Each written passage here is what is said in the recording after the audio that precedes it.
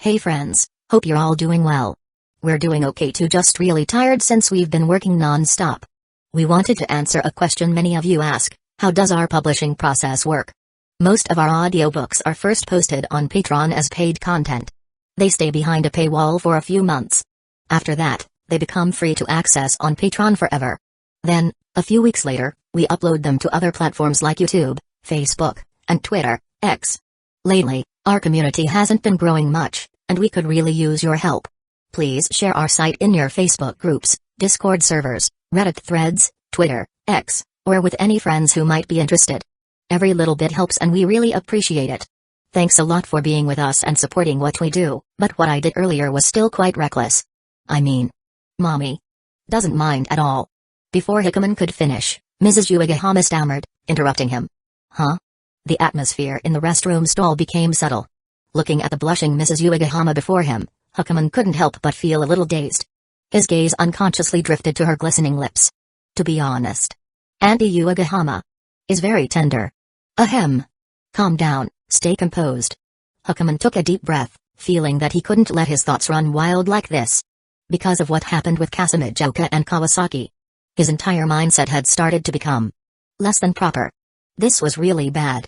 Just now, for a brief moment, he had even thought about hugging Mrs. Hyuga and kissing her again. He must be going crazy. Hikigaya's girlfriend is Yuki no Shida. His girlfriend is Yuki no Shida. He can't betray Yuki no Shida. The woman he loves most is Yuki no Shida. Hikigaya averted his gaze, his eyes firm. Andy, let's not talk about this anymore. We should leave quickly before someone else comes in. Wait, Hikigaya-kun. Just as Hikigaya was about to turn away, Mrs. Hyuga suddenly grabbed his arm. Auntie? Ha. Hikigaya-kun, if we leave now, what about? What about you? What do you mean? Hikigaya-kun, you. Mrs. Hyuga's expression was strange as she lowered her head.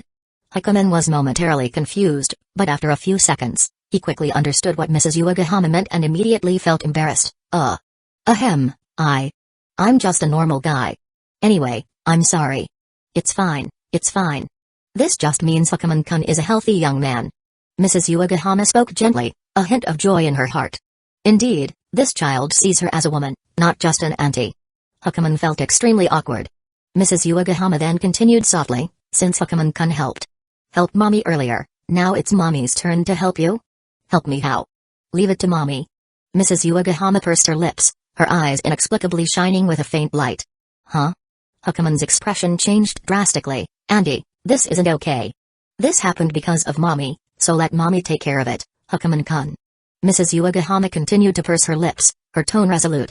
Andy, don't do this. Don't tempt Hikigaya. Don't. Chapter 166, The Highly Skilled Mrs. Hyuga. Why are you alone again? Not long after leaving the public restroom, Hyuga ran into Mira, who was jogging. Mom and Hikigaya went ahead to run. My stamina just can't keep up. Hyuga quickly explained. Is that so? Seeing the girl's gentle smile, Mira hesitated, then boldly speculated, I bet your mom thinks you're too much of a burden and decided to personally help you win over Hikigaya. Ugh. Hyuga lowered her head in embarrassment. So, you better stop hesitating so much and make sure you secure Hikigaya. You have to completely outmaneuver that damn Yuki no Shida. Got it? Yumeko, Ugh. Hyuga stammered, feeling ashamed. But Yuki and I are friends, and Hikigaya is her boyfriend. I swear, why is your mindset still not straightened out? Seeing her friend's indecisiveness, Mira grew more frustrated and smacked Hyuga on the butt. I'm telling you, even if you don't take Yuki no Shida down, you at least have to do it for me. Otherwise, you'll what? Hyuga looked up at Mira expectantly while rubbing her sore spot. Humphrey. Nothing. Of course, Mira couldn't say, then I'll do it myself. Anyway, you need to change this overly kind attitude of yours. Understood? Mira put on a serious expression and patiently continued, women are selfish. If you're too gentle, you'll suffer in the end. As she spoke, Mira suddenly paused. An image of Hikigaya surfaced in her mind. Come to think of it, he was the one who told her this. And now, here she was, saying the same thing to Hyuga. It felt kind of. Ugh, Yumeko, you kind of remind me of my mom. Mira snapped out of her thoughts, her expression turning slightly awkward. Annoyed, she retorted, I'm just treating you like a friend, and you're making me sound like your mom? No, That's not it. It's just, I feel like you'd definitely make a great mom in the future. Huh? For once, Mira found herself blushing at Yuagahama's words. What are you even saying?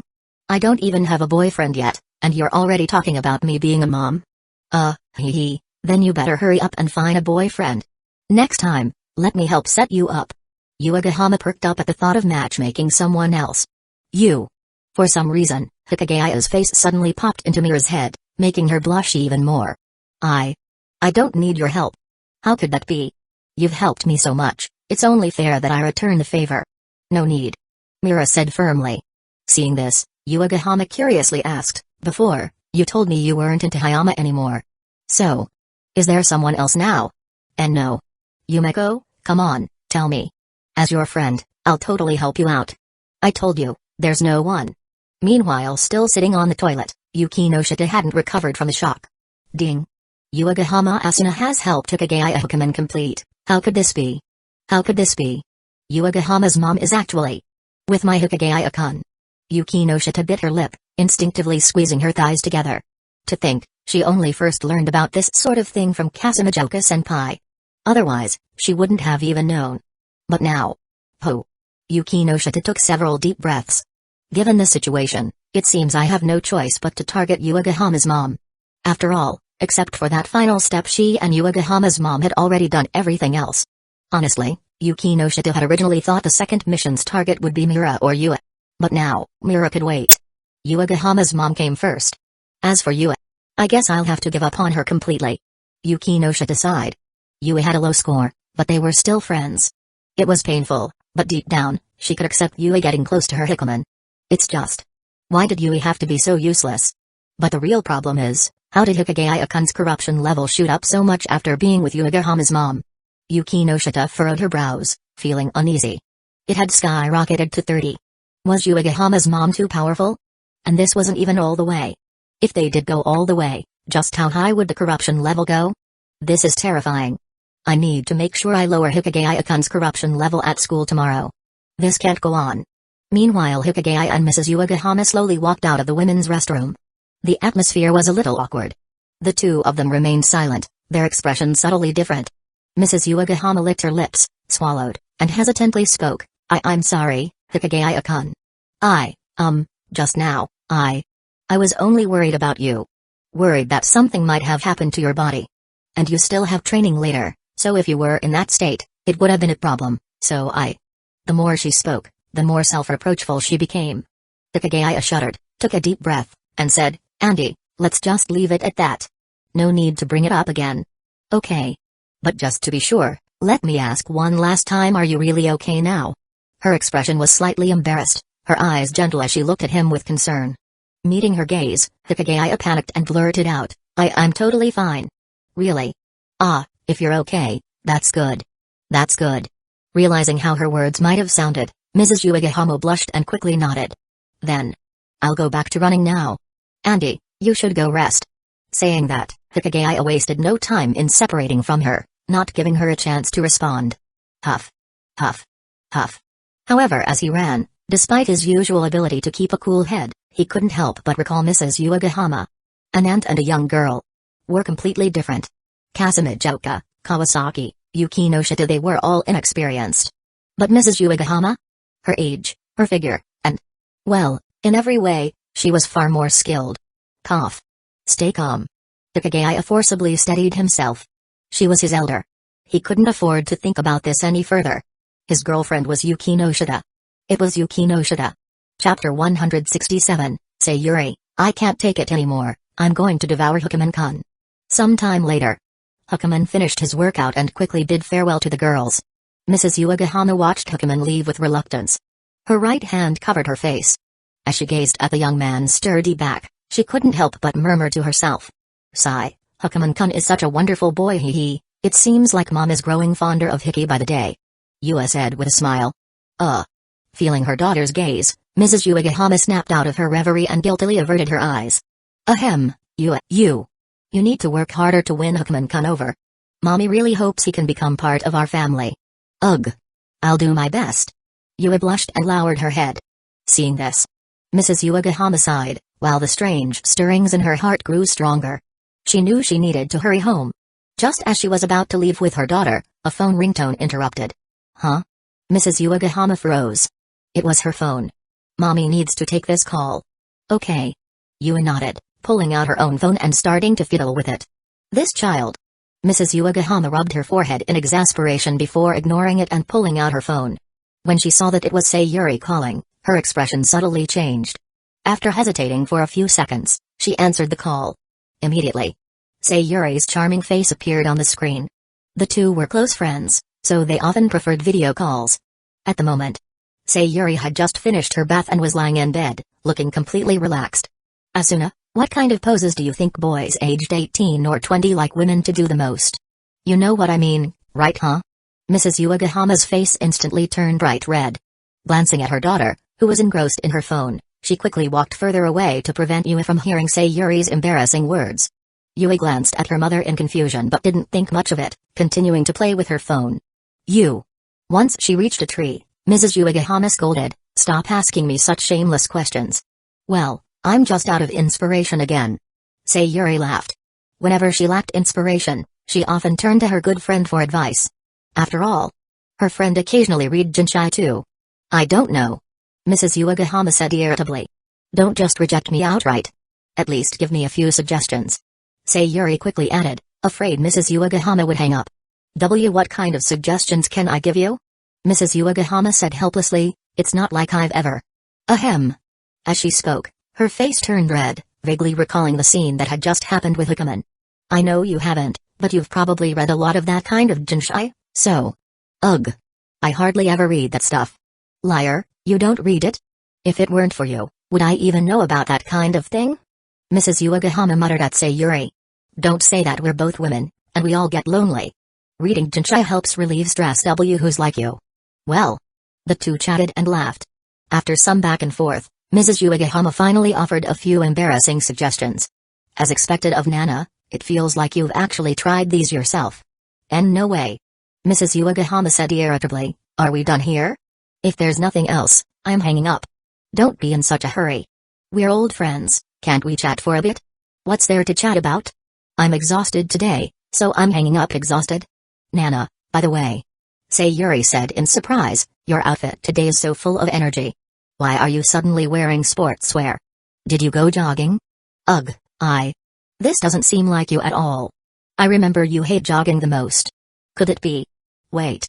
Jogging? Hukuman-kun?" Sayuri jolted, sitting up straight in bed. She had gone for a walk in the park with Mrs. Hyuga the day before and knew that Hikuman went to the park every night to jog and exercise. "Could it be that you dressed like this for Hukuman-kun? Are you trying to seduce him?" "And no." "Sayuri, what? What are you thinking?" "No. Hee hee." Sayuri chuckled. "Asuna, every time you lie, your eyes dart around. You never seem to break that habit. Let me ask you again, you lonely woman, did you do something indecent with Hukuman-kun?" "Huh?" Sayuri had only been testing the waters, but Mrs. Hyuga's face instantly turned crimson as she quickly retorted, "That's. I really didn't seduce Hukuman-kun, and I definitely didn't do that kind of thing with him in the restroom. Don't you dare think otherwise." "Asuna," you seeing Mrs. Hyuga's unusually intense reaction, Sayuri was stunned, her mouth agape. "You too? No way. Come to think of it, you just said you were tired, but your complexion looks like you've been, well, nourished. It's glowing." "Huh? And no, I wasn't nourished by Hukuman-kun. Hukuman-kun was." Flustered, Mrs. Hyuga's expression changed, and she quickly shut her mouth. Sayuri's eyes widened. After a moment of stunned silence, she took a deep breath. All right.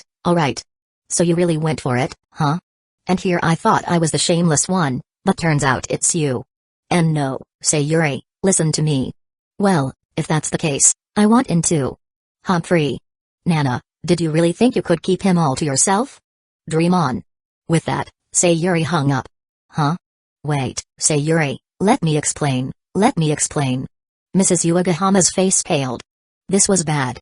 The misunderstanding had gone too far. While it was true that she and Hukuman-kun had crossed a line, they hadn't truly taken that final step. She had wanted to, but her strong willpower had ultimately allowed her to calm down. But Sayuri was different. Her friend was a manga artist in that genre. She had been without a man for a long time. Her body couldn't handle it anymore. Therefore, If Sayuri were to get close to Hyuga-kun again, there was a real possibility she might do something extreme to him. Mrs. Uegahama clenched her thighs, praying inwardly, Sayuri, you're Hyuga-kun's elder. Please, don't force yourself on him. Chapter 168, Mrs. Takazu, so tender. Is she not here?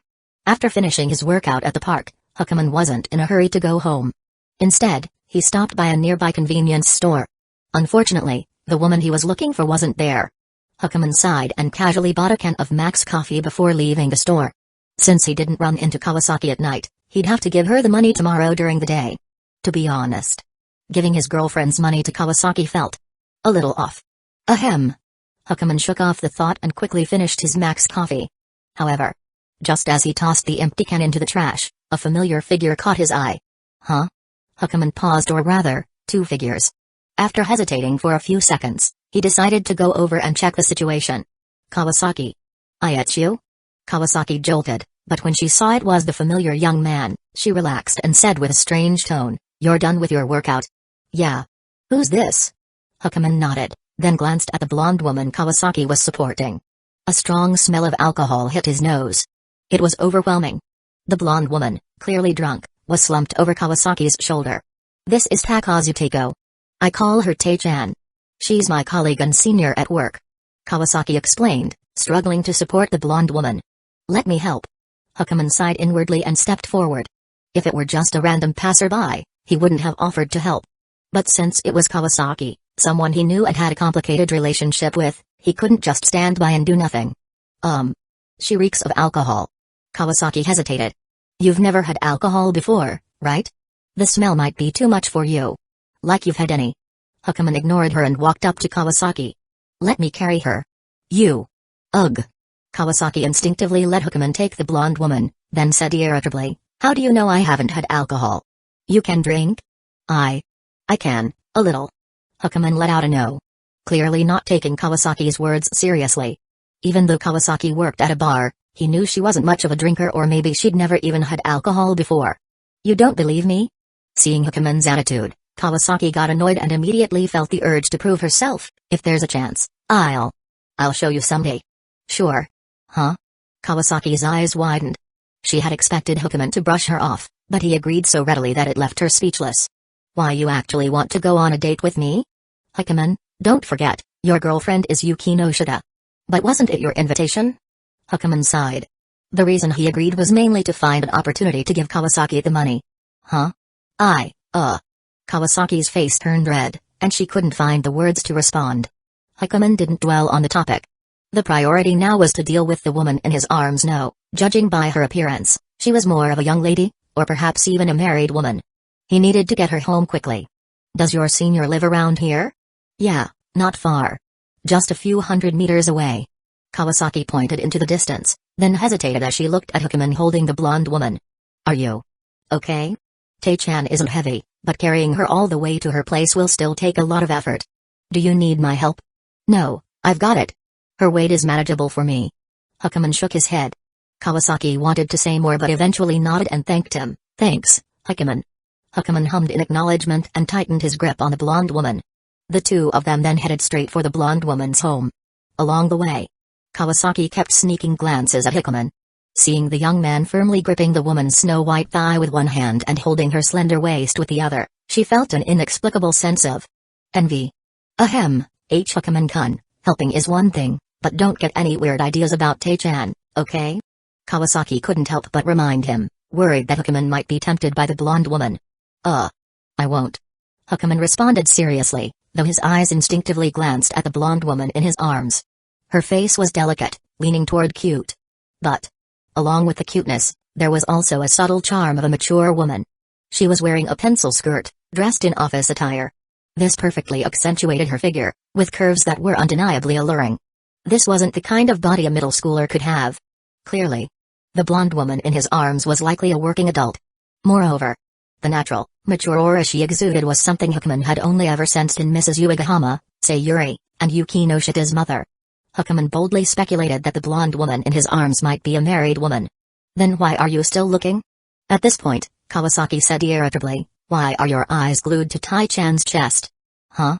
No, I'm really not. Hyuga quickly defended himself, I was just thinking, why would a perfectly fine woman drink so much? And get herself this drunk? Well. Hearing this, Kawasaki hesitated but eventually sighed and explained, Tae-chan has been on a lot of blind dates recently, but none of them worked out. That's why she kind of snapped today. Huh? Hukuman's mouth twitched. Why are you like Hiratsuka-sensei, drowning your sorrows in alcohol because you can't find a man? Speaking of Hiratsuka-sensei, I wonder if she's found a boyfriend yet. She's almost 30, after all. Just as Hukuman was lost in thought, the blonde beauty in his arms suddenly stirred. Her eyes fluttered open. When she saw the handsome young man holding her, the drunken Mrs. Takazu immediately became infatuated and mumbled, Aka, are you Tai-chan's Prince Charming? Ugh. Let Tai-chan hug you. However, while she said hug, in the next second, the blonde woman suddenly lifted her head and kissed Hukuman on the lips. Kawasaki. Hukuman? Holy crap. That's a strong alcohol smell.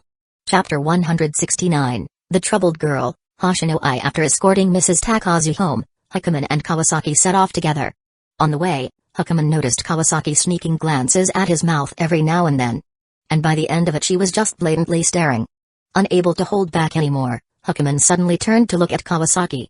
The abrupt movement startled Kawasaki, making her quickly lower her head in a panic. Hukuman. Kawasaki. For a moment, the atmosphere grew awkward. I know what you want to say, but it's really not a big deal. Taking a deep breath, Hukuman took the initiative to break the silence.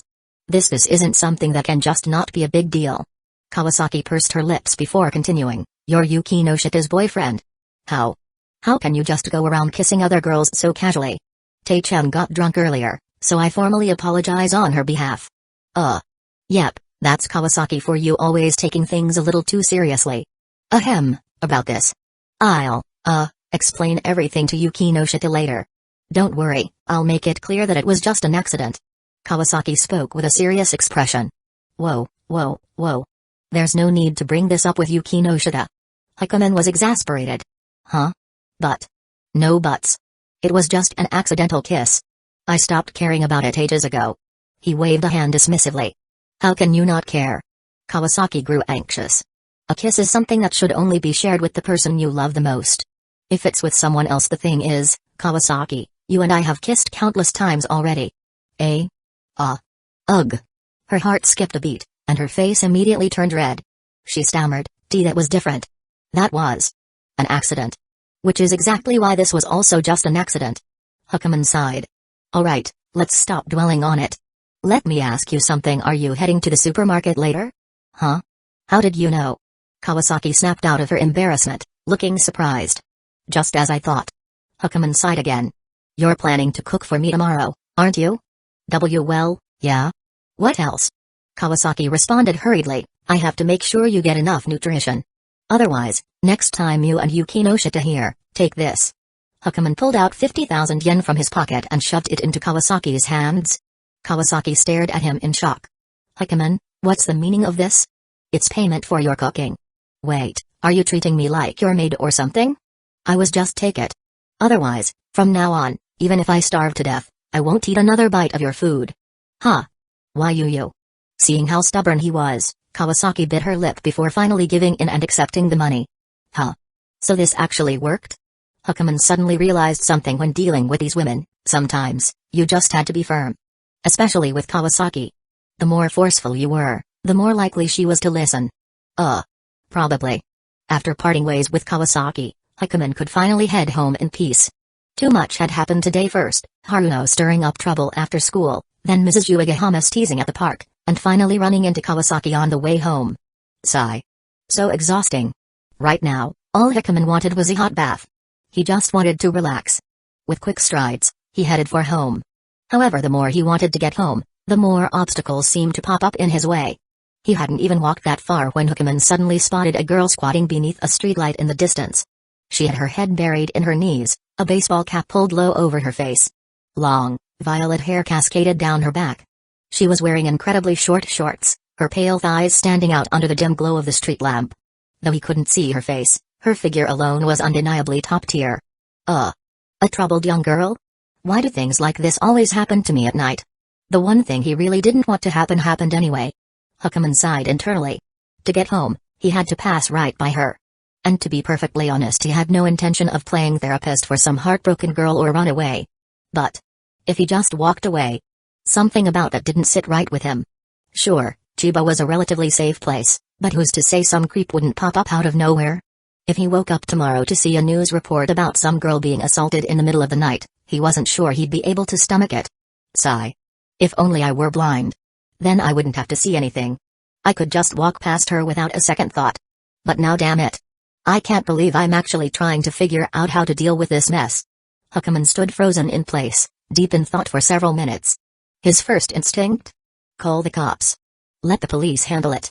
But the problem was, sure, reporting it would solve things temporarily. Once the cops showed up, they'd definitely send the girl home. But what about tomorrow night? Or the night after that? To be honest, calling the police was effective, but it wouldn't necessarily solve the root issue. If this girl showed up here again tomorrow, was he supposed to keep calling the cops every night? After thinking it through, forget it. No cops. That left only one option. Hukaman took a deep breath, deciding to give this troubled girl a harsh lesson, let her experience firsthand just how dangerous society could be. Holding his breath, he took a bold step forward, walking straight toward the violet-haired girl. Stopping in front of her, he hesitated for a moment before speaking. Feeling lonely all by yourself? Hey. Wanna have a drink with big bro? Wait. Is this how you're supposed to play a thug? It should be, right? Hearing his words, the violet-haired girl stirred slightly. Slowly, she lifted her head and gazed up at him. Her face stunningly delicate. Her violet eyes shimmered with star-like patterns. She looked just like a celebrity. Damn. A real beauty. Perfect? Right now, Hukaman was playing the role of a lowlife drawn in by lust. How about after we drink, you let big bro take good care of you? Hukaman made no effort to hide his gaze, his eyes racing over her petite frame with feigned greed. The girl Hoshino blinked, staring at Hukaman for a few seconds before breaking into a dazzling smile. A hotel? Sure. Huh? Wait. Is this girl really just a lost youth? Did I actually just run into a filthy little? Hukaman was utterly dumbfounded, completely missing the sly glint flashing through the girl's eyes. Chapter 170, Delinquent Girl, Hoshino I. Hukaman's original plan was to scare this runaway girl by acting like a thug. His goal was to leave her with a deep, unforgettable trauma. That way, she'd never dare run away from home again. Who knows? She might even get so spooked that she wouldn't dare walk home alone at night anymore. Sure, his method was a bit extreme. It was the kind of thing he used to do. If Yuki no Shita found out, she'd probably beat him to death. But she didn't know. And she wouldn't find out. No choice. Even if Yuki no Shita had saved him, he was still Hikigaya. His instincts as Hikigaya would never fully change. However, what Hukaman didn't expect at all was that instead of getting scared off, the girl actually agreed to his thug-like demand. She even invited him. To get a room? Are you kidding me? We literally just met for the first time.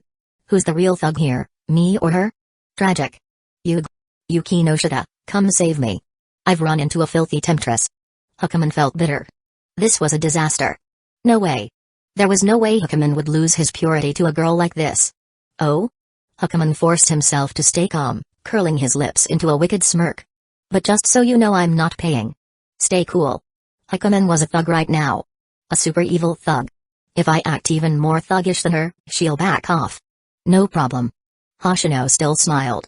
You don't have to pay. Wait, what? Are delinquents these days just not even professional anymore? Since when was this a free service? This is amazing. Hukaman took a deep breath and continued in an exaggerated, villainous tone. I'll make sure we go at it for 300 rounds. Wait. Hold on. TSK. Why the hell are they so big? Gross. What's gross? Hoshino looked puzzled. Your boobs. Hukaman scrunched up his face in disgust. TSK, unlucky. They're way too big. Why couldn't you be flat-chested? With that, he turned around and started walking off dramatically. Eh? That's it? You're just leaving? Hoshino called after him. You're not flat. I have no interest in you. Hukaman replied flatly without looking back. In fact, he even picked up his pace, trying to flee the scene. But before he could take more than a few steps, a series of soft, bell-like giggles rang out behind him. PFFT, like someone being tickled. The laughter wouldn't stop. Hukaman's body stiffened. His mood plummeted. Sigh. So humiliating. Getting laughed at by a delinquent girl. Forget it. As long as she's not actually a runaway, that's fine. Hukaman sighed internally, deciding not to linger any longer. Just now. Thanks. The laughter suddenly stopped, and the girl spoke again. Huh? Was she talking to me? No, no, no. Hikigaya, this is just another one of your life's many delusions. He kept walking, pretending not to hear. Hey.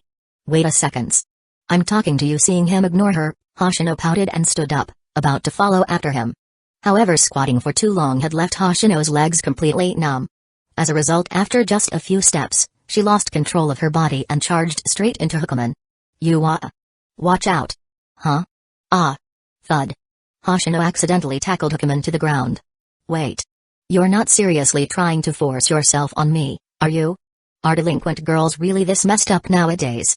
Sorry, but I really only like flat chests. I'm not into sorry. Before Hikigaya could even finish his sentence, Hoshino quickly stood up, grabbing his arm and apologizing with an embarrassed look. Are you okay? I hadn't even properly thanked you yet, so I got a little too eager. Seeing the girl's sincere expression, Hikigaya hesitated for a moment after getting up. But the next second, he turned his head, preparing to leave.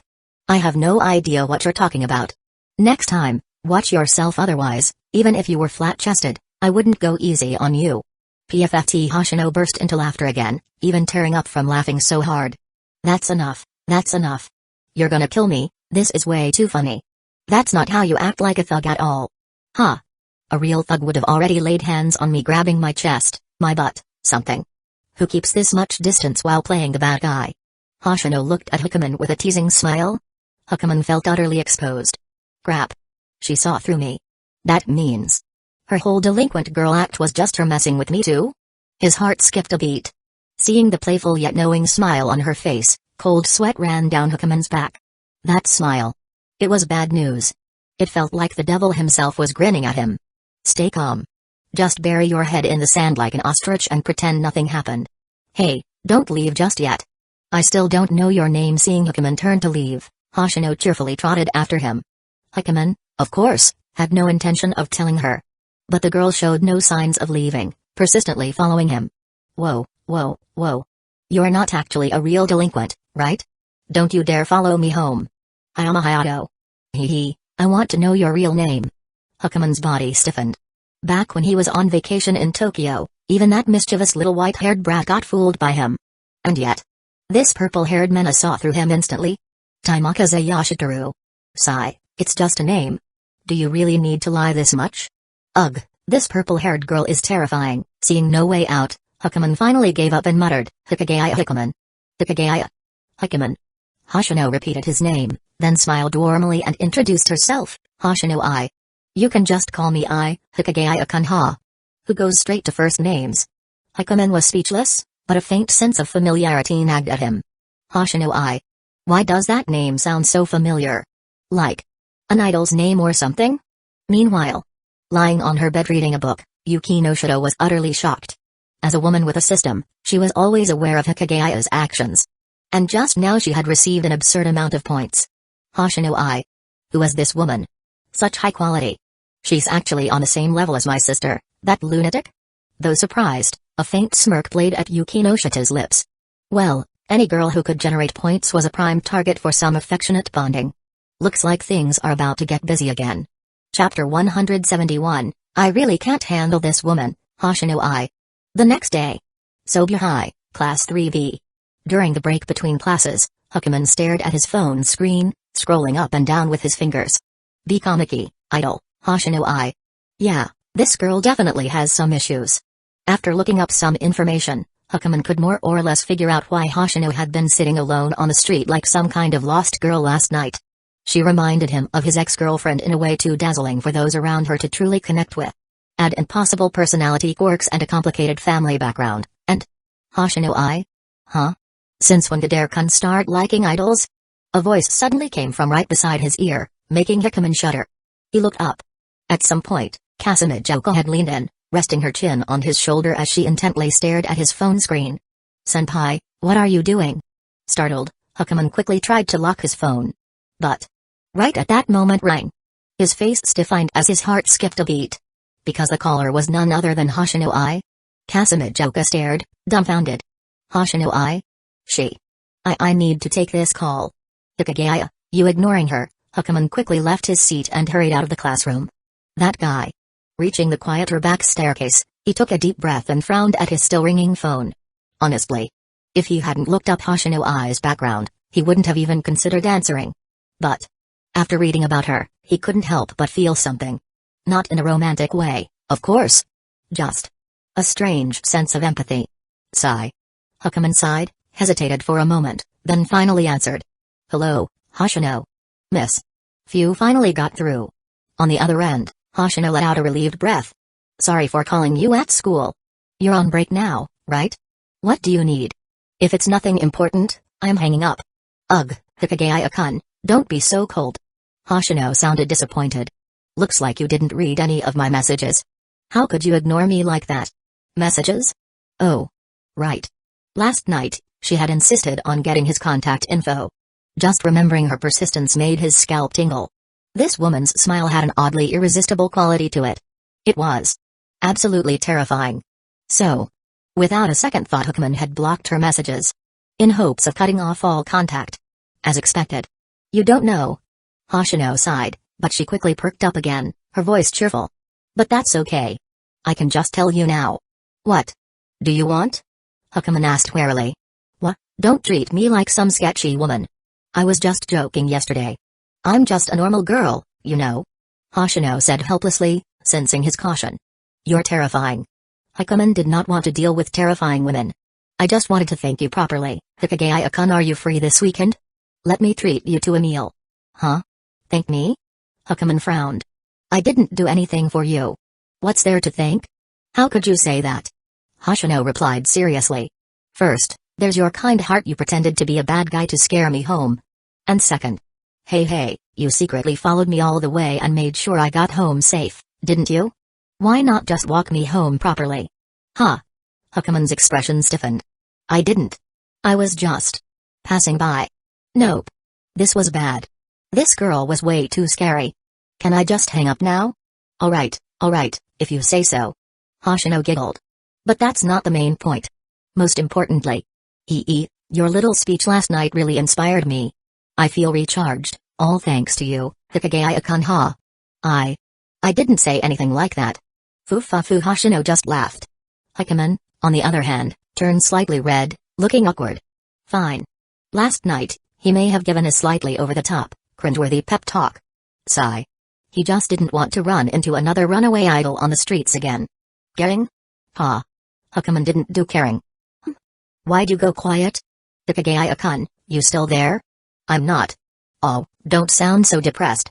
Shouldn't a guy be excited when a cute girl is talking to him? Just cute? You're Hoshino Ai, the top idol of Bikamaki. If your fans knew you were talking to me, they'd probably come at me with knives. I'm weak. I'm scared. Please, have mercy and stop contacting me. PFFFT. Hoshino burst into laughter on the other end. Hikigaya-kun, you're hilarious. But you didn't even know I was an idol last night. So how'd you suddenly find out this morning? Could it be you secretly looked me up? Why you? Hukaman's face changed slightly. Nope. He couldn't handle this. This was too much. This woman was too dangerous. Hukaman seriously did not want to talk to her anymore. Hikigaya-kun, so it's settled. See you this weekend for dinner. Don't worry, I won't let my fans find out. Huh? No, I'm busy this weekend. Eh? You're lying. I'm serious. I have things to do. Remembering that he had to help hire Oa with some camp thing, Hukaman sighed bitterly.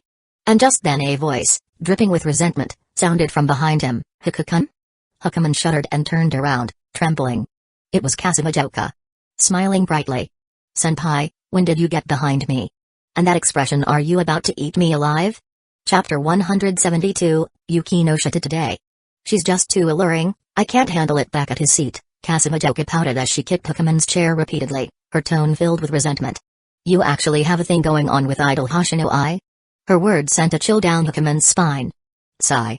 I already told you, I don't. It was just a coincidence. Hukaman reluctantly explained his encounter with Hoshino, though his explanation was rather half-hearted. Humphrey. Kazekage huffed, still dissatisfied.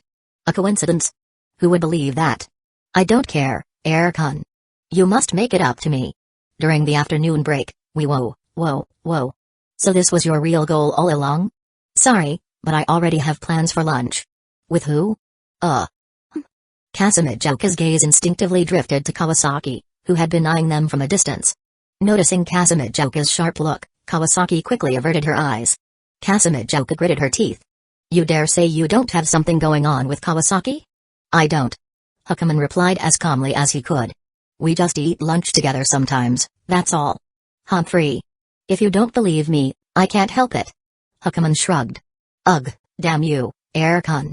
Just admit you're getting tired of me. Kazemajoka was practically squirming in frustration. Air-kun, if it really comes to that, just as Kazemajoka was about to say something dramatic, the bell for class rang. And so, morning classes dragged on with Hukaman enduring Kazemajoka's relentless pestering. When lunchtime finally arrived, he managed to shake her off and continued his rooftop lunches with Kawasaki. Afternoon that day, there was a class. Hukaman's class, 3B, had scheduled in the afternoon, and coincidentally, so did 3J Yukinoshita's class. After going through the usual routine activities, the students were given free time. Some played basketball, others played soccer, everyone doing their own thing. Ignoring the pointed glances Kazemajoka kept throwing his way, Hukaman walked straight toward Yukinoshita. Fancy seeing you here. He greeted casually. Yes, what a coincidence. Yukinoshita replied with a soft smile. The couple strolled around the track together. At one point, Yukinoshita glanced over at Kazemajoka, who was staring at them with a somewhat pitiful expression. Honestly, senpai, you're way too greedy. You even want to hog Hukaman during class? Dream on. He's mine right now. Hukaman-kun, are you thirsty? Want some water? Yukinoshita held out a bottle of mineral water. You actually carry this around? Hukaman took the bottle, but upon noticing it was already half empty, he hesitated for a moment. Hey, what? Are you that bothered that I drank from it first? Cough, you already drank it, what's there to mind? Hukaman scoffed, twisted the cap open, and took a few gulps. Seeing this, Yukinoshita's eyes gleamed with satisfaction. What? Hukaman frowned, feeling slightly uncomfortable under her gaze. Nothing. Yukinoshita chuckled. It's just. I think you've been acting more manly lately, Hukaman-kun cough, huh? Manly? Hukaman nearly choked on the water. He shot a glance at Yukinoshita, and when he saw her serene smile, his heartbeat involuntarily picked up. You've become quite womanly yourself. Oh my, really? Yukinoshita giggled before casually wrapping her arms around herself. That look in your eyes. It's almost like you're about to pounce on me. Who would do that at school? Hukaman retorted. Oh? So you're saying you would? Just not at school? Hukaman stiffened. Yukinoshita, you're not seriously suggesting well. I wouldn't mind if you did, but of course. Cough. A greedy little fish like you would have to beg me first. Although Yukinoshita's tone remained teasing, a faint blush dusted her cheeks. Seeing his girlfriend's slightly flustered expression, Hukaman's heartbeat quickened again, and his mind began wandering in dangerous directions. Forget it. Who's going to beg you? Hukaman gritted his teeth, quickly turning away in an attempt to suppress his thoughts. Besides, this is school. I'll deal with you later. Oh. Okay, Yukinoshita replied nonchalantly. But deep down, she was not amused. Oh? Now you want to play innocent? What's so wrong about school? You've already done stuff with Senpai and Saki here. But with me? Suddenly it's an issue? Fine then. Just wait. I'll make sure you're begging for it soon enough. With an angelic smile, Yukinoshita sweetly suggested, Hukaman-kun, let's sit under the tree for some shade. Sure. Hukaman nodded and followed her toward the tree near the track. But just as he took a few steps, his body stiffened. What's wrong? Noticing his sudden halt, Yukinoshita turned back, tilting her head in concern. And nothing. As her gaze settled on him, Hukaman's heart pounded violently in his chest. For some reason, Yukinoshita looked more stunning than ever today. The more he looked at her, the more he found her unbelievably attractive. Just utterly irresistible. Especially her legs. His eyes drifted down to her pale, slender thighs.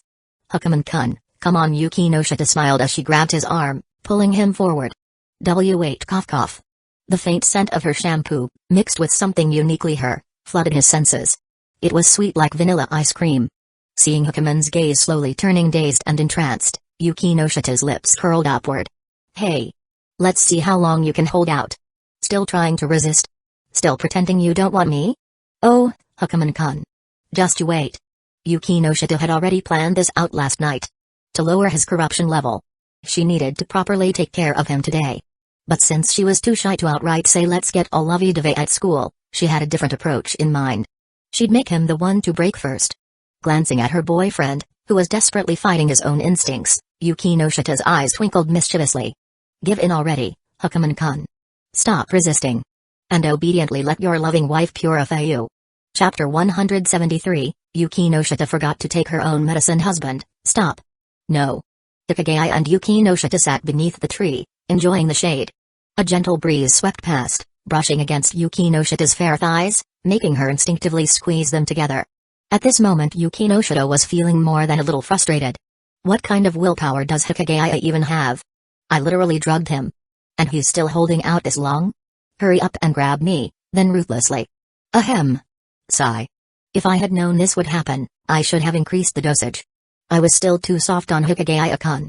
Yuki no Shita sighed internally, sneaking glances at him.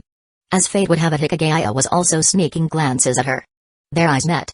A faint blush crept onto both of their faces. Oh? So you were staring at me? Hee, you can't hold back anymore, can you? No need to be so shy. If you want me so badly, why not just take me already? Hey, Zatsu-kun, why are you staring at my thighs? Yuki no Shita asked, trying to maintain her composure as she flashed him a teasing smile. Huh? Hikigaya quickly averted his gaze. Who's staring at your thighs? Oh? Still denying it? Yuki no Shita chuckled. Knowing you, you've probably been fantasizing about my fair, delicate legs for a while now, haven't you? Ugh. So disgusting. I have not. Hikigaya shot back, clearly exasperated. And besides, it's not like I haven't already.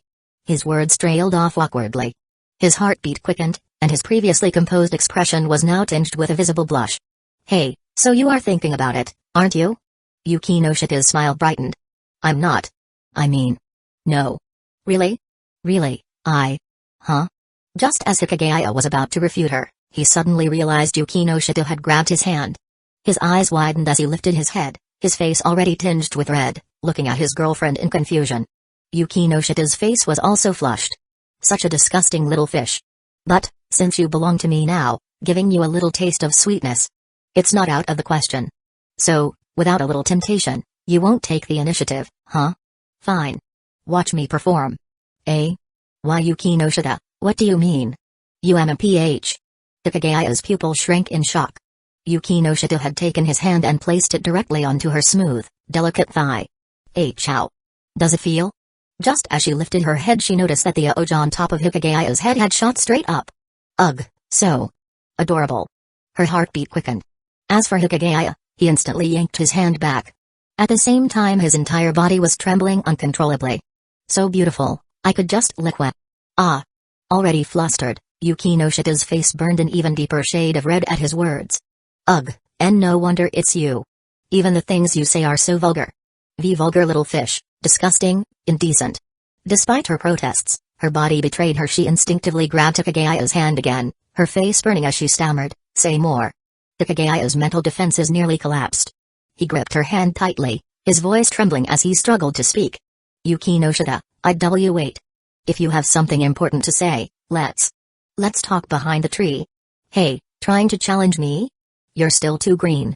Finally caving in, aren't you? Hikigaya hesitated. Eh?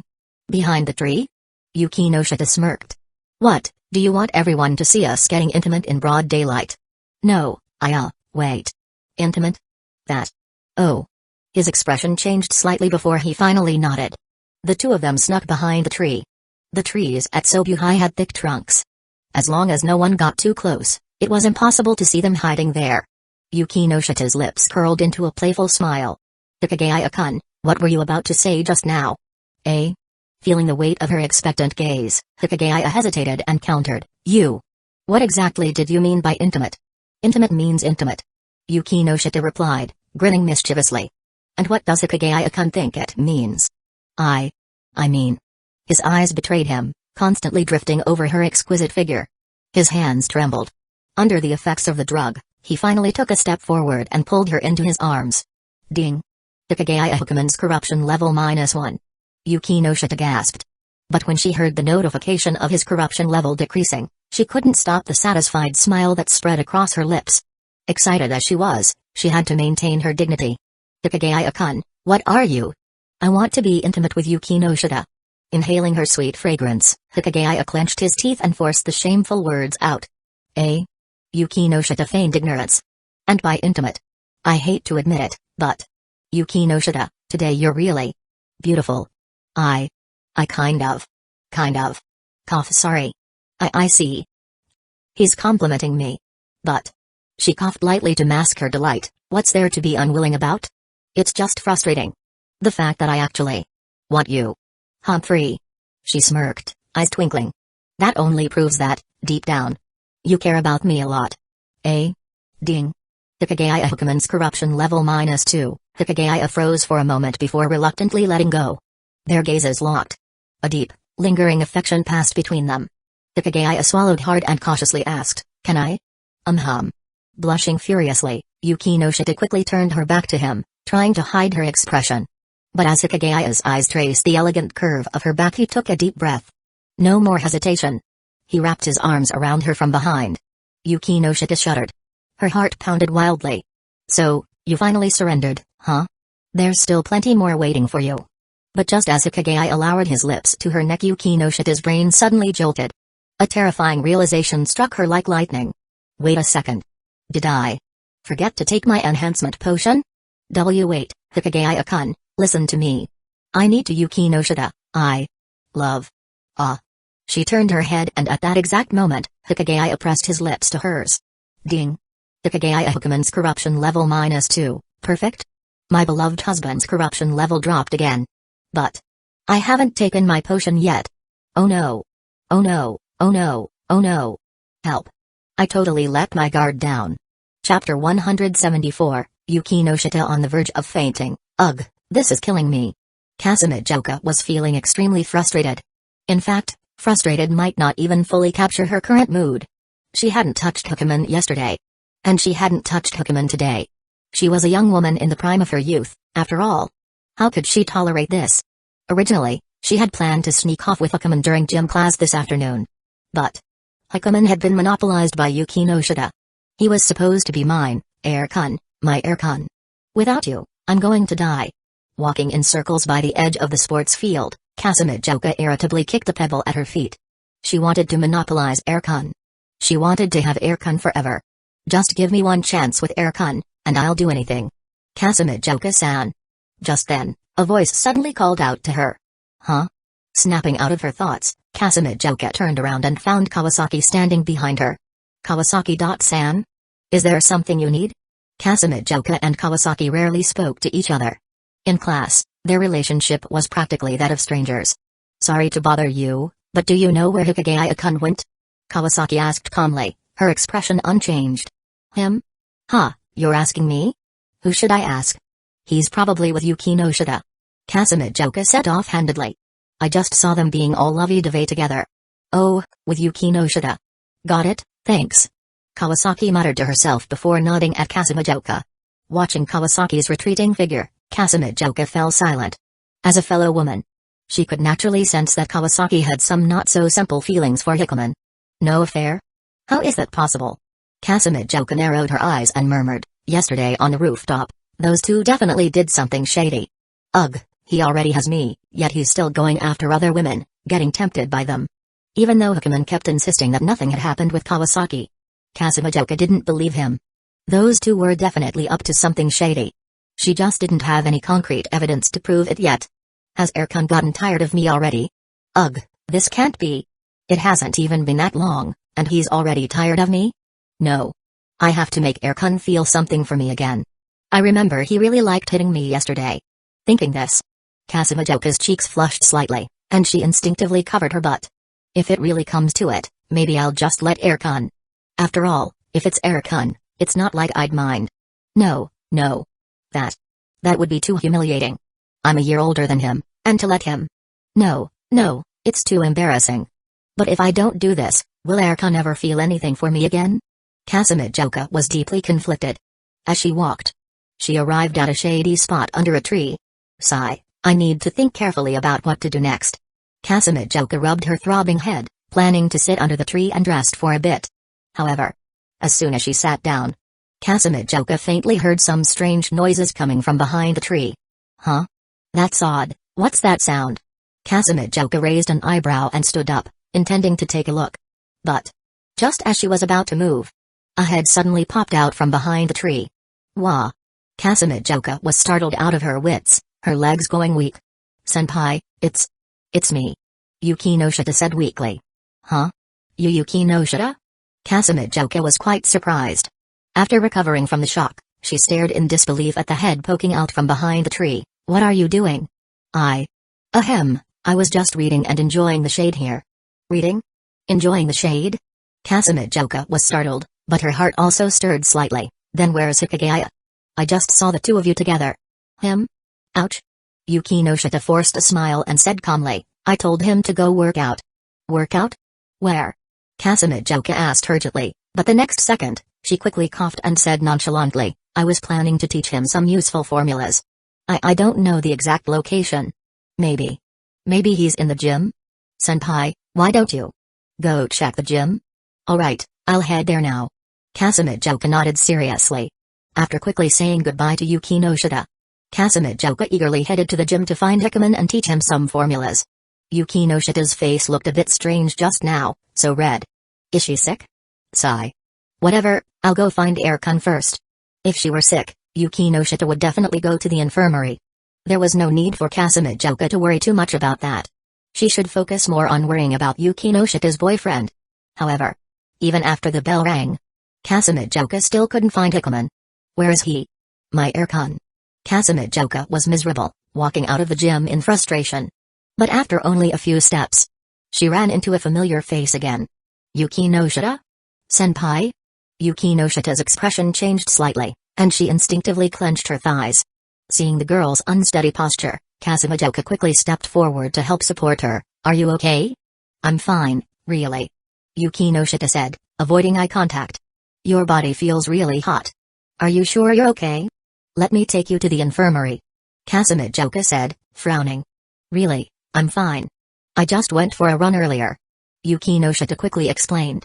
Just a run? Yeah. Oh, by the way, Hikigaya wasn't in the gym. I have no idea where he went. Is that so? Well, maybe he went back to the classroom. Whatever, let's not worry about him. Yuki no Shita responded calmly, while secretly breathing a sigh of relief. Hikigaya Hikimon's corruption value, 7 out of 100, although Yuki no Shita was happy that the corruption value had returned to normal. But, ugh.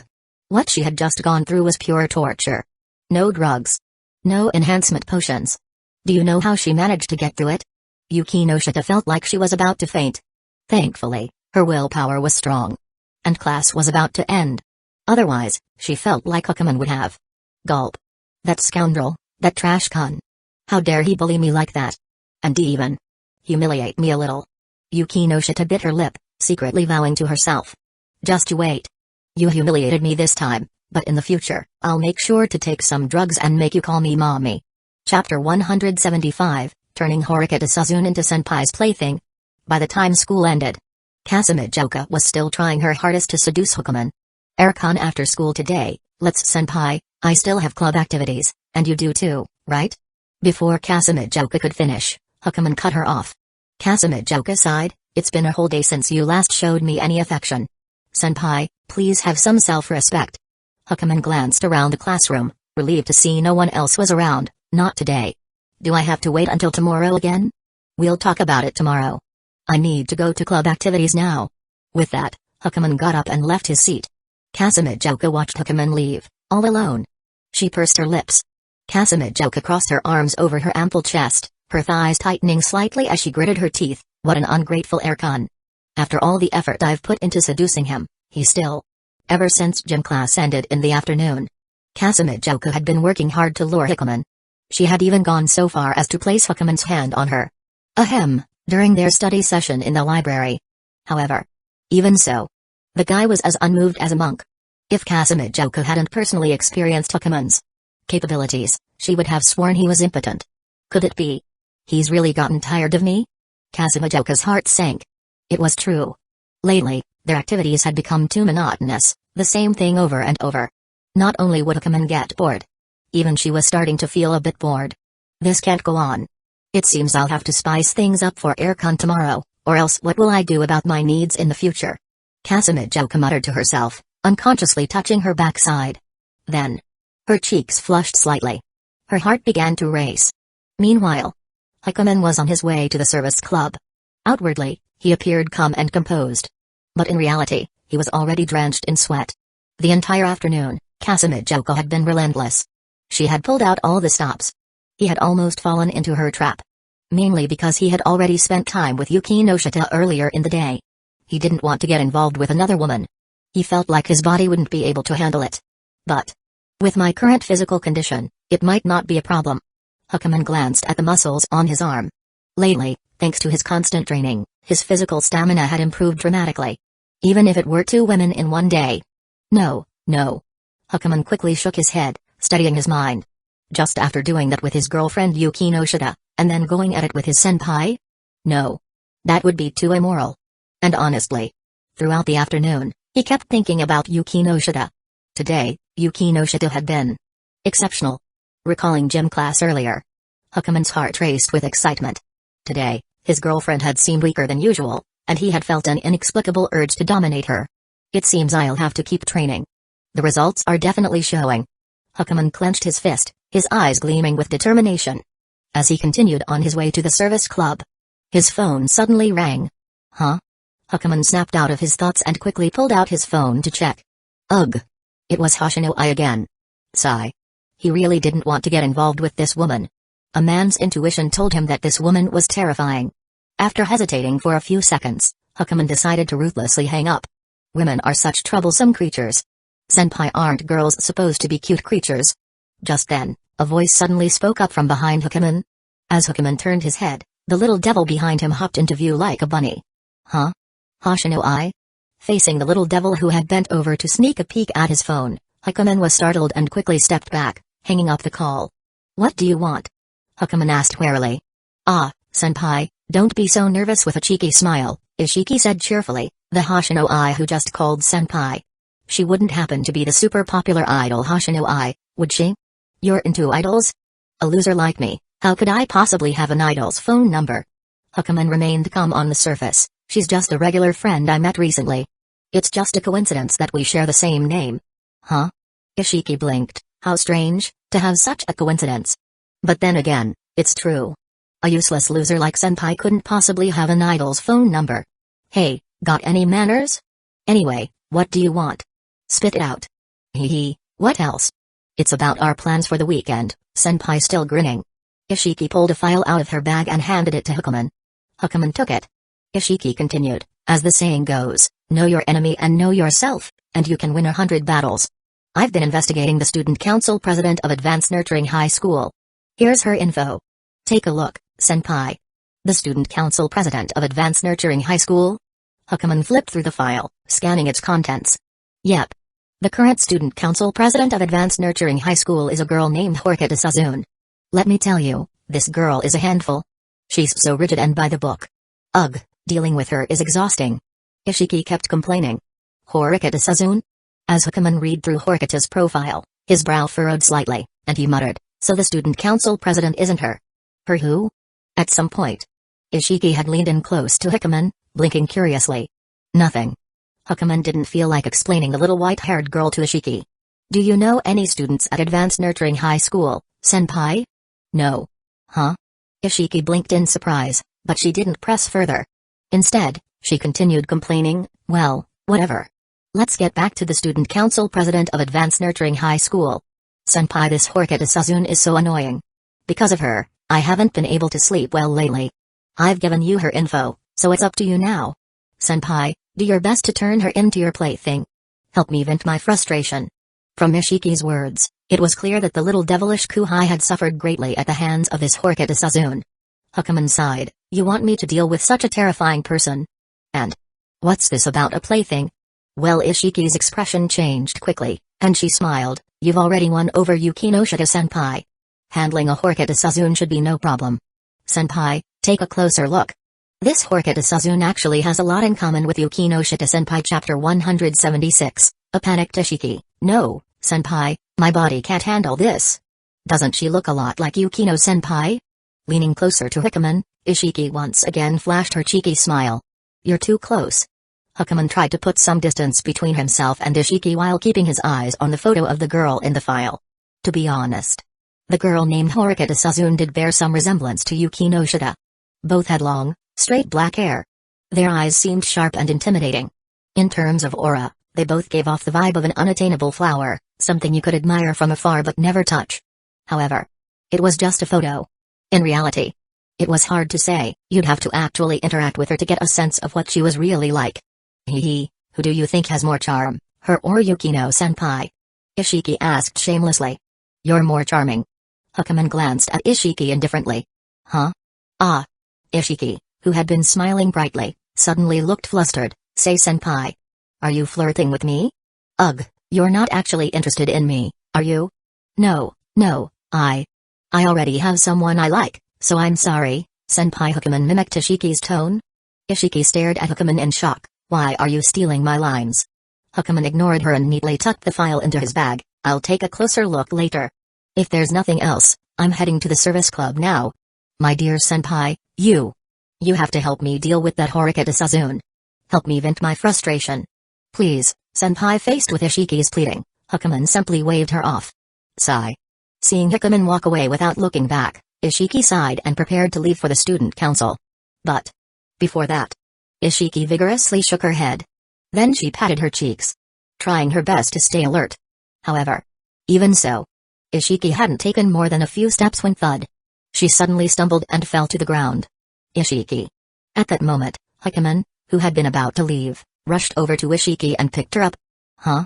Senpai, what's... Ishiki looked up at Hukaman dazedly. You're burning up. Do you have a fever? Hukaman touched Ishiki's forehead, his expression changing. Actually, he had noticed earlier that Ishiki didn't look well. But since she had been so lively, he hadn't thought much of it. Even so, Hukaman had been keeping an eye on her. And now it seemed Ishiki's condition was worse than he thought. Ugh, a fever? Let me take you to the infirmary. Hukaman picked up the girl and headed straight for the school infirmary. Huh? Senpai, I'm fine. Put me down. A princess carry is so embarrassing. Ishiki, being carried like this for the first time, squirmed slightly and patted Hukaman. School's already over. There's no one around. Hukaman naturally ignored her protests. But. Ugh. Blushing, Ishiki buried her face in Hukaman's chest. You're such a bad senpai. There are still people around. If rumors spread that the student council president and a third-year senpai are having an affair, I'll never forgive you. It's not that big a deal. I'm just carrying you. Hukaman said, exasperated. Senpai, you. Ugh. Still hiding her face in Hukaman's chest, Ishiki continued to protest. After all, she was usually the one teasing Hukaman. Being on the receiving end felt incredibly frustrating. Hukaman ignored her. He quickly made his way to the infirmary. A moment later, the two arrived at the infirmary. However, while the door was open, the doctor was nowhere to be seen. Did the doctor go out for dinner? Hukaman frowned. Then, he tried to place Ishiki on the bed. But Ishiki clung tightly to him, refusing to let go. You can let go now. Ugh, say senpai, are we there yet? We're here. Senpai, don't lie to me. We're really here. Hukaman pushed the girl away with some effort. Wow. She's surprisingly strong. Indeed. A girl's strength is truly a mystery. Ugh, senpai, don't be so rough. Ishiki pouted at Hukaman after they separated. You. Hukaman sighed, then said, just lie down and rest. Okay. Ishiki obediently lay down. Hukaman sat down beside her. Seeing this, Ishiki asked in surprise, huh? Senpai, what are you? The doctor isn't here yet, so I'll stay with you for now. Huh? Stay? With me? A strange look crossed Ishiki's face, and she couldn't help but ask, Senpai, are you? Don't get the wrong idea. Hukaman cut her off before she could finish. It's just a senpai looking out for his kuhai. After all, Ishiki had become the student council president and had been working herself to the bone. He felt somewhat responsible for that. So, leaving her alone didn't sit right with him. TCH. Ishiki couldn't help but pout, though her eyes kept sneaking glances at Hukaman. Recalling the scent of the boy earlier, her expression became subtly complicated. A few more minutes passed. The doctor still hadn't returned. Hukaman sighed and decided to check the medicine cabinet himself. A fever shouldn't be left untreated. Otherwise, it could damage her brain. Judging from Ishiki's body temperature earlier, Hukaman felt she needed to take medicine as soon as possible. Opening the medicine cabinet, Hukaman rummaged through it and soon spotted a box of fast-acting fever reducers. This is... cough? After hesitating for a few seconds, Hukaman brought the box of suppositories over to Ishiki. Do you know how to use these? They work faster than regular fever medicine. Huh? What? After just a quick glance, Ishiki's expression changed dramatically. No, no, no. This thing is a no-go. I've never used anything like this before. I can't handle it. As she spoke, her body trembled slightly. It's actually very simple, and it works really well. You just need to. No, no, no.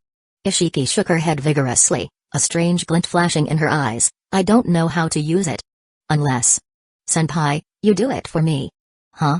Hukaman frowned slightly, glancing at Ishiki and then back at the special fever medicine. Are you serious? Seeing the conflicted look on Hukaman's face, Ishiki's heart skipped a beat.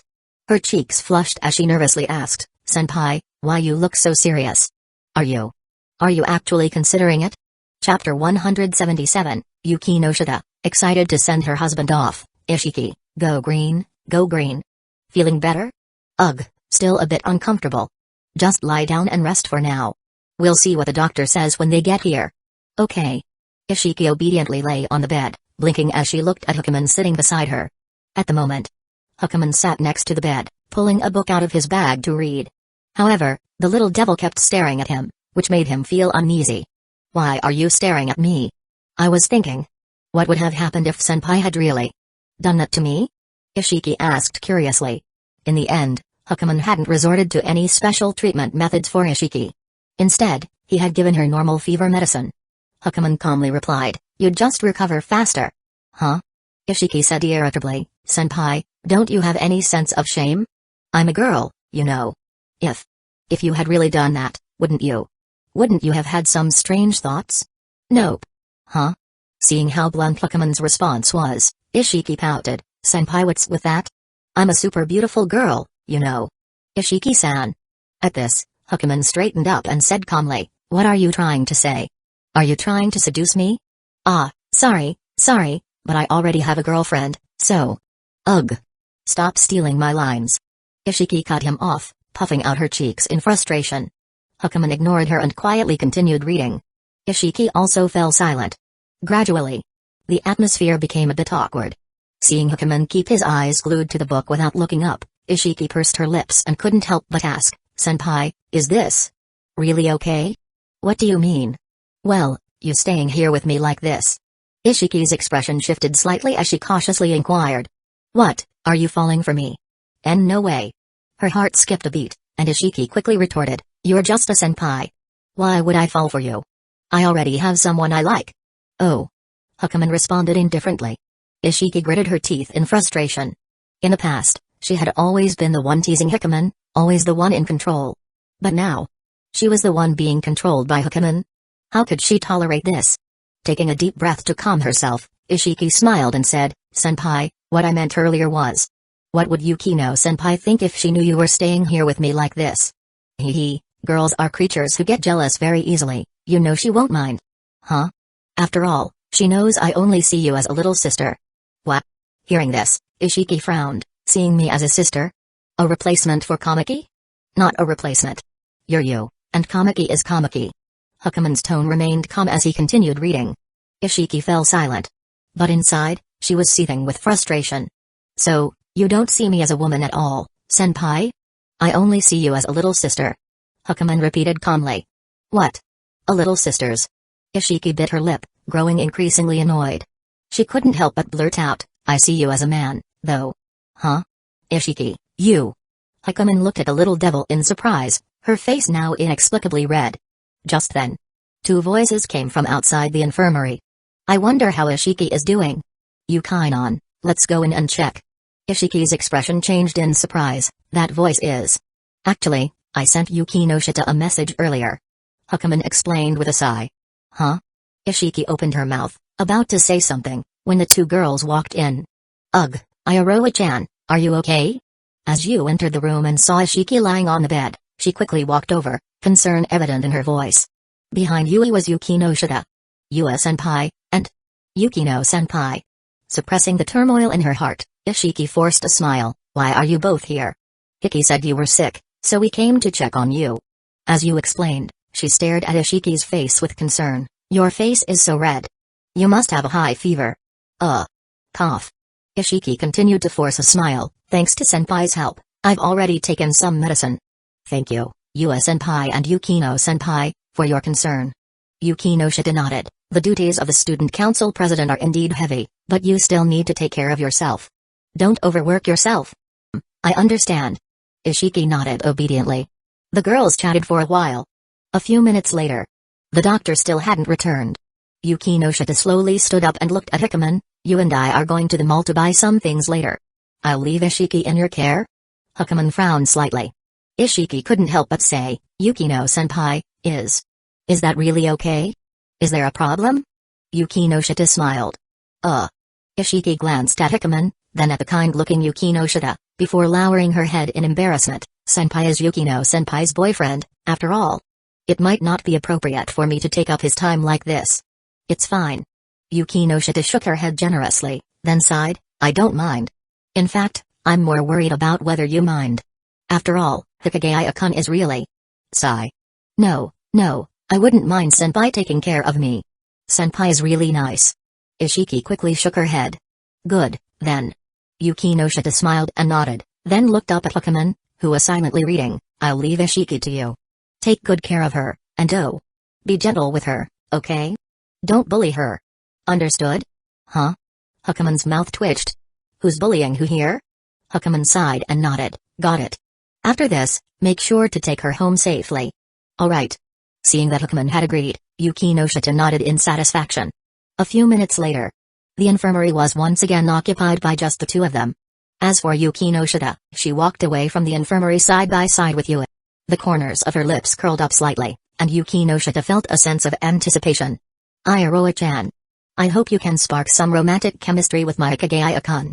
Don't disappoint me like Yua did, okay?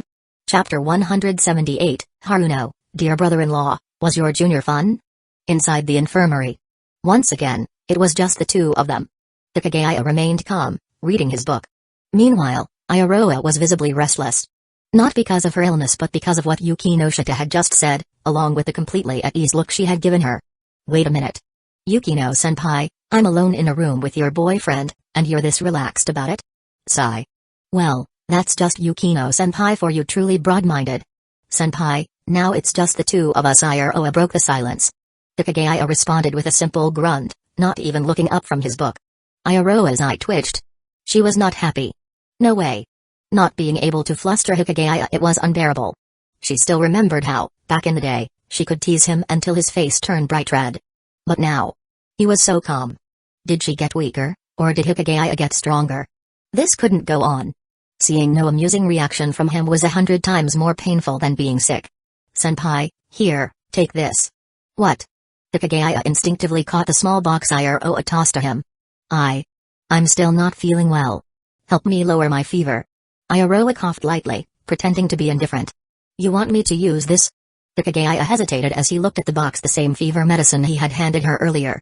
What? Chickening out? Iroha smirked, her voice teasing.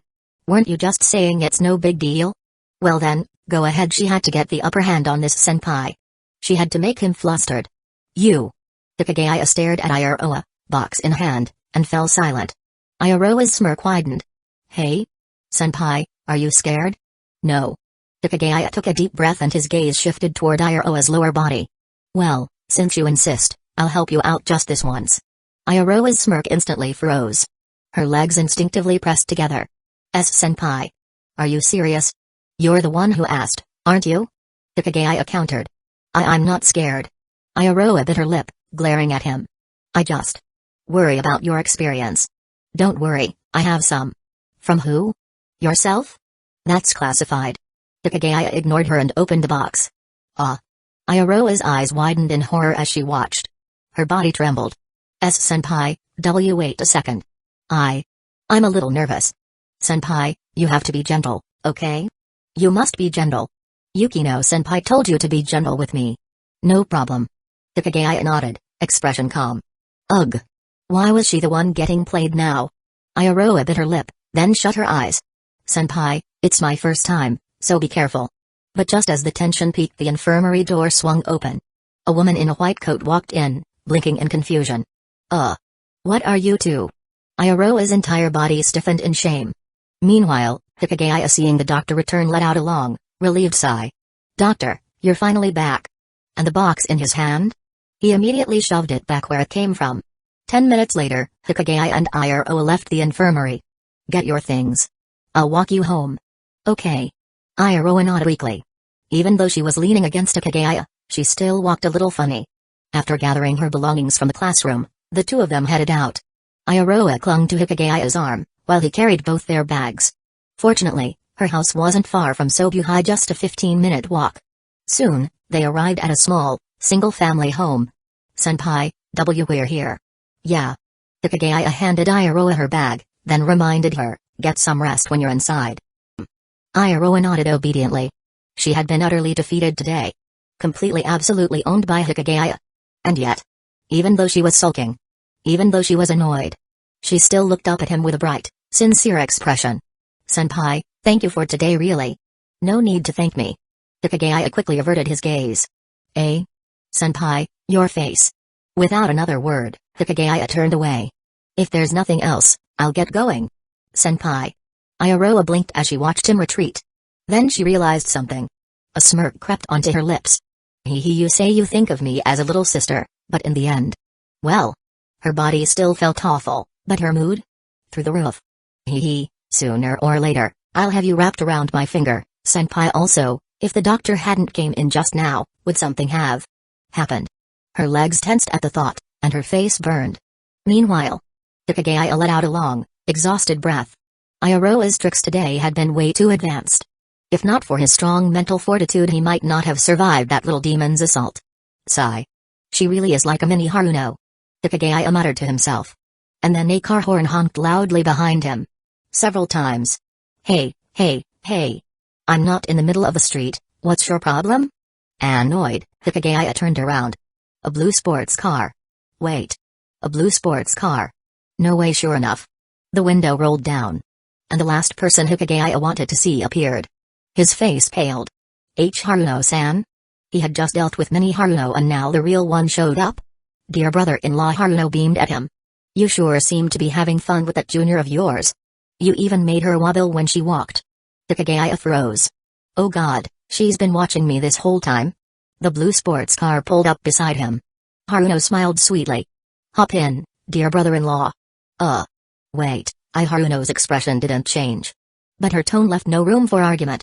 I said get in the car. Chapter 179, Haruno, let me show you what it means to be the alpha female. Hukaman was forcibly dragged into Haruno's car. The moment he sat in the passenger seat, he caught a familiar scent, one that was strangely intoxicating. A fragrance both pleasant and dangerously stimulating to male hormones.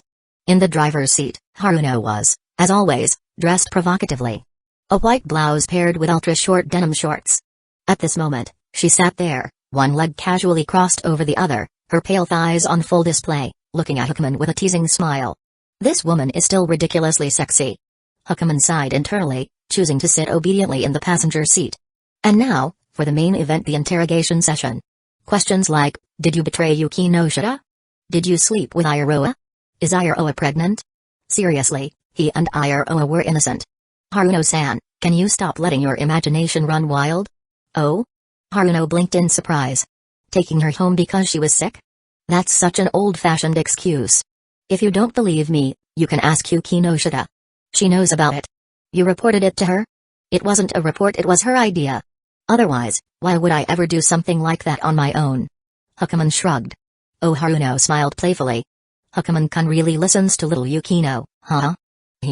If only you were this obedient to your dear An-san. Hukaman gave Haruno a deadpan look, unimpressed by her teasing expression. I've already explained everything. If there's nothing else, I'm leaving. Wait, seeing that Hukaman was about to flee, Haruno instinctively grabbed his arm. What now? His eyelid twitched, trying to remain calm. Why the rush? I misunderstood you earlier. Shouldn't I at least make it up to you? Make it up to me? Who could handle that kind of compensation? Hukaman's eye twitched a few times before responding. I don't need any compensation. I just hope Haruno-san stops following me around from now on. Following? How could you call it following? This is just me caring for you, Hukuman-kun caring? Just a moment ago, she looked ready to kill someone. No need. Hukuman rejected her outright, but Haruno shook her head. No, I need to keep an eye on you, Hukuman-kun. After all, our dear Hukuman-kun. As she spoke, she leaned in closer, her intoxicating scent wafting over something like freshly baked bread, warm and alluring.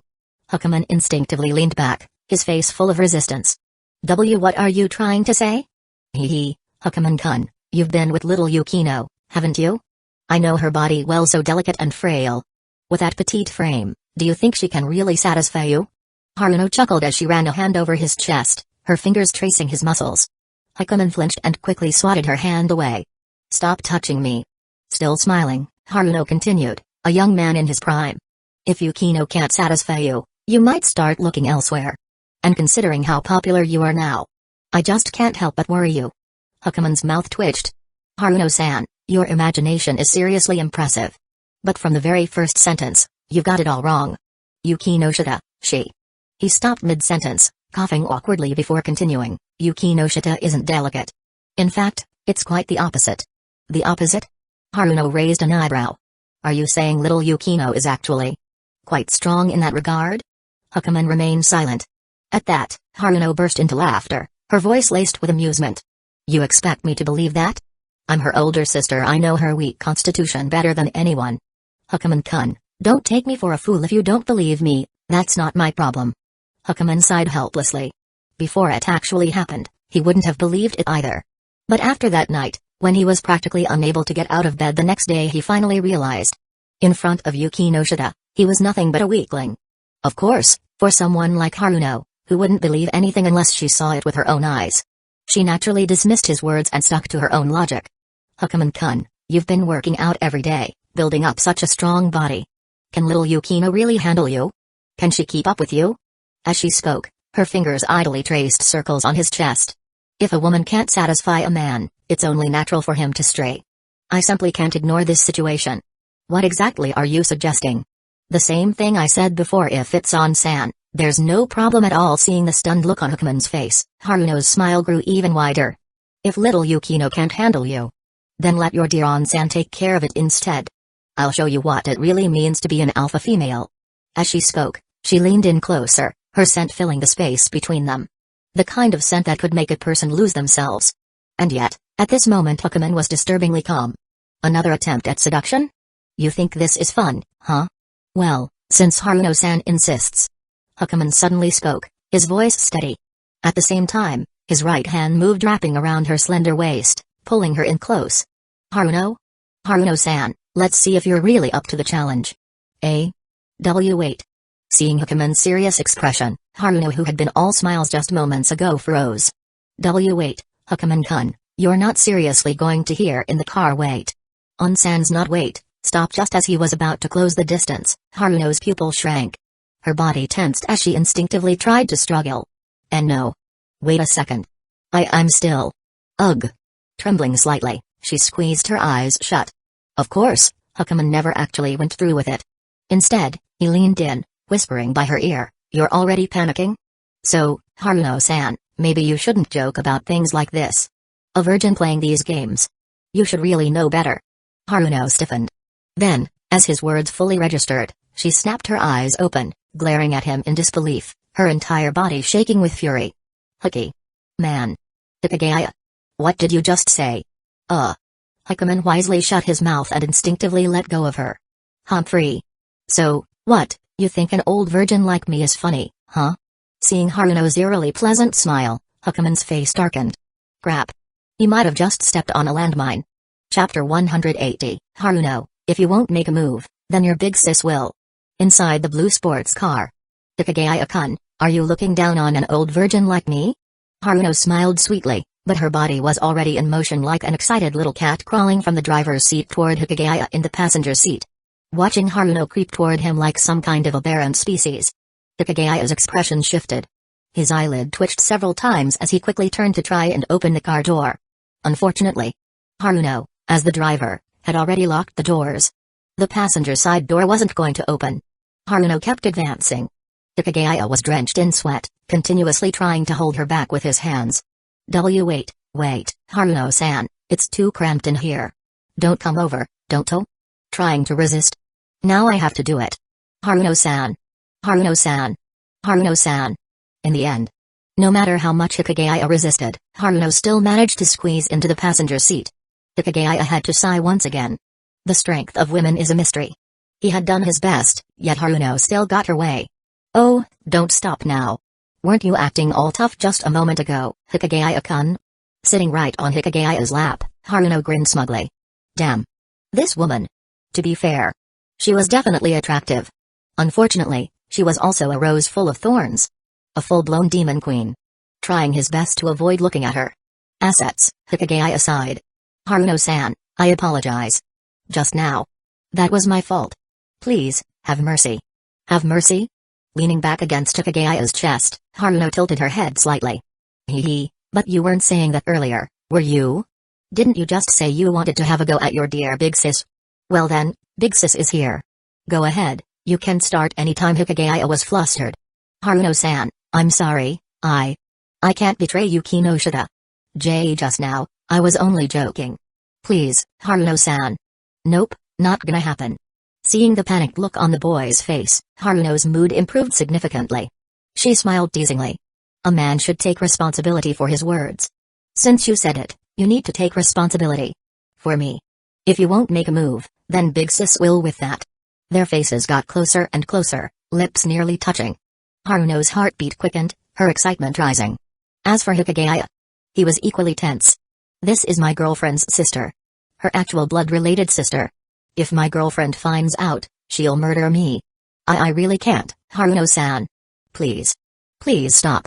I really need to go to the bathroom right now. If you don't let me go, I'll turn your precious car into my personal restroom. Huh? Haruno immediately froze mid-motion, mere centimeters away from Hikigaya's lips. What did you just say? You need to go to the bathroom? Yes. Seeing Haruno's tense expression, Hikigaya took a deep breath. I can't hold it anymore. I have to go now. If you don't let me out, I won't be responsible for the consequences.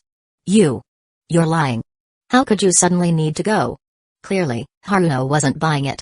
First, I spent so much time taking care of Ishiki earlier that I never got a chance to use the restroom. Second. Well, today, Haruno-san, you look absolutely stunning. Sitting on my lap like this. I don't know, I suddenly really need to go. Huh? I look stunning? Something stirred inside Haruno, an emotion she couldn't quite place. So, can you unlock the door? I really need to go. Looking at the suffering expression on the boy's face, Haruno licked her dry lips. A few minutes later, Haruno finally let Hikigaya go. And after he left, sitting in the passenger seat, Haruno instinctively pressed her thighs together. Don't talk about you needing to go. If anything, right now, Ugh. Haruno took a few deep breaths. Phew. Calm down, calm down. This is a crucial moment. I have to endure. Endure just a bit longer. The longer I wait, the sweeter it'll taste. Like fine wine, the older, the richer the flavor. Good thing my period came today. Otherwise. Ugh, if I had gone through with it just now, who knows what would have happened between me and Hikigaya-kun. Sigh. After parting ways with Haruno, Hikigaya finally felt like he could breathe again. But just because he could relax now didn't mean he could relax forever. Next time he saw her, who knew what kind of torment that woman would put him through. Man, if only I never had to see her again. Hikigaya sighed inwardly. Returning home. As usual, his little sister, Kamaki, greeted him with a homemade meal. So cute. Hikigaya sighed in admiration. After dinner, he headed out for his usual workout at the park.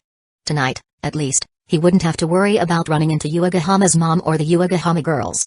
After their intense workout yesterday, they were probably sore all over. There was no way they'd be able to handle another run today. Which meant Hikigaya could train in peace tonight, free from distractions. Or so he thought. Hikigaya-kun, just as he neared the park, a sultry voice called out from behind him. What a seductive voice. Wait. That voice. Hikigaya turned his head. His expression instantly changed. Sawamura-san? And Eri? A woman wearing a baseball cap. A pair of long, bare legs under very short workout shorts. Both mother and daughter were dressed in light, athletic wear.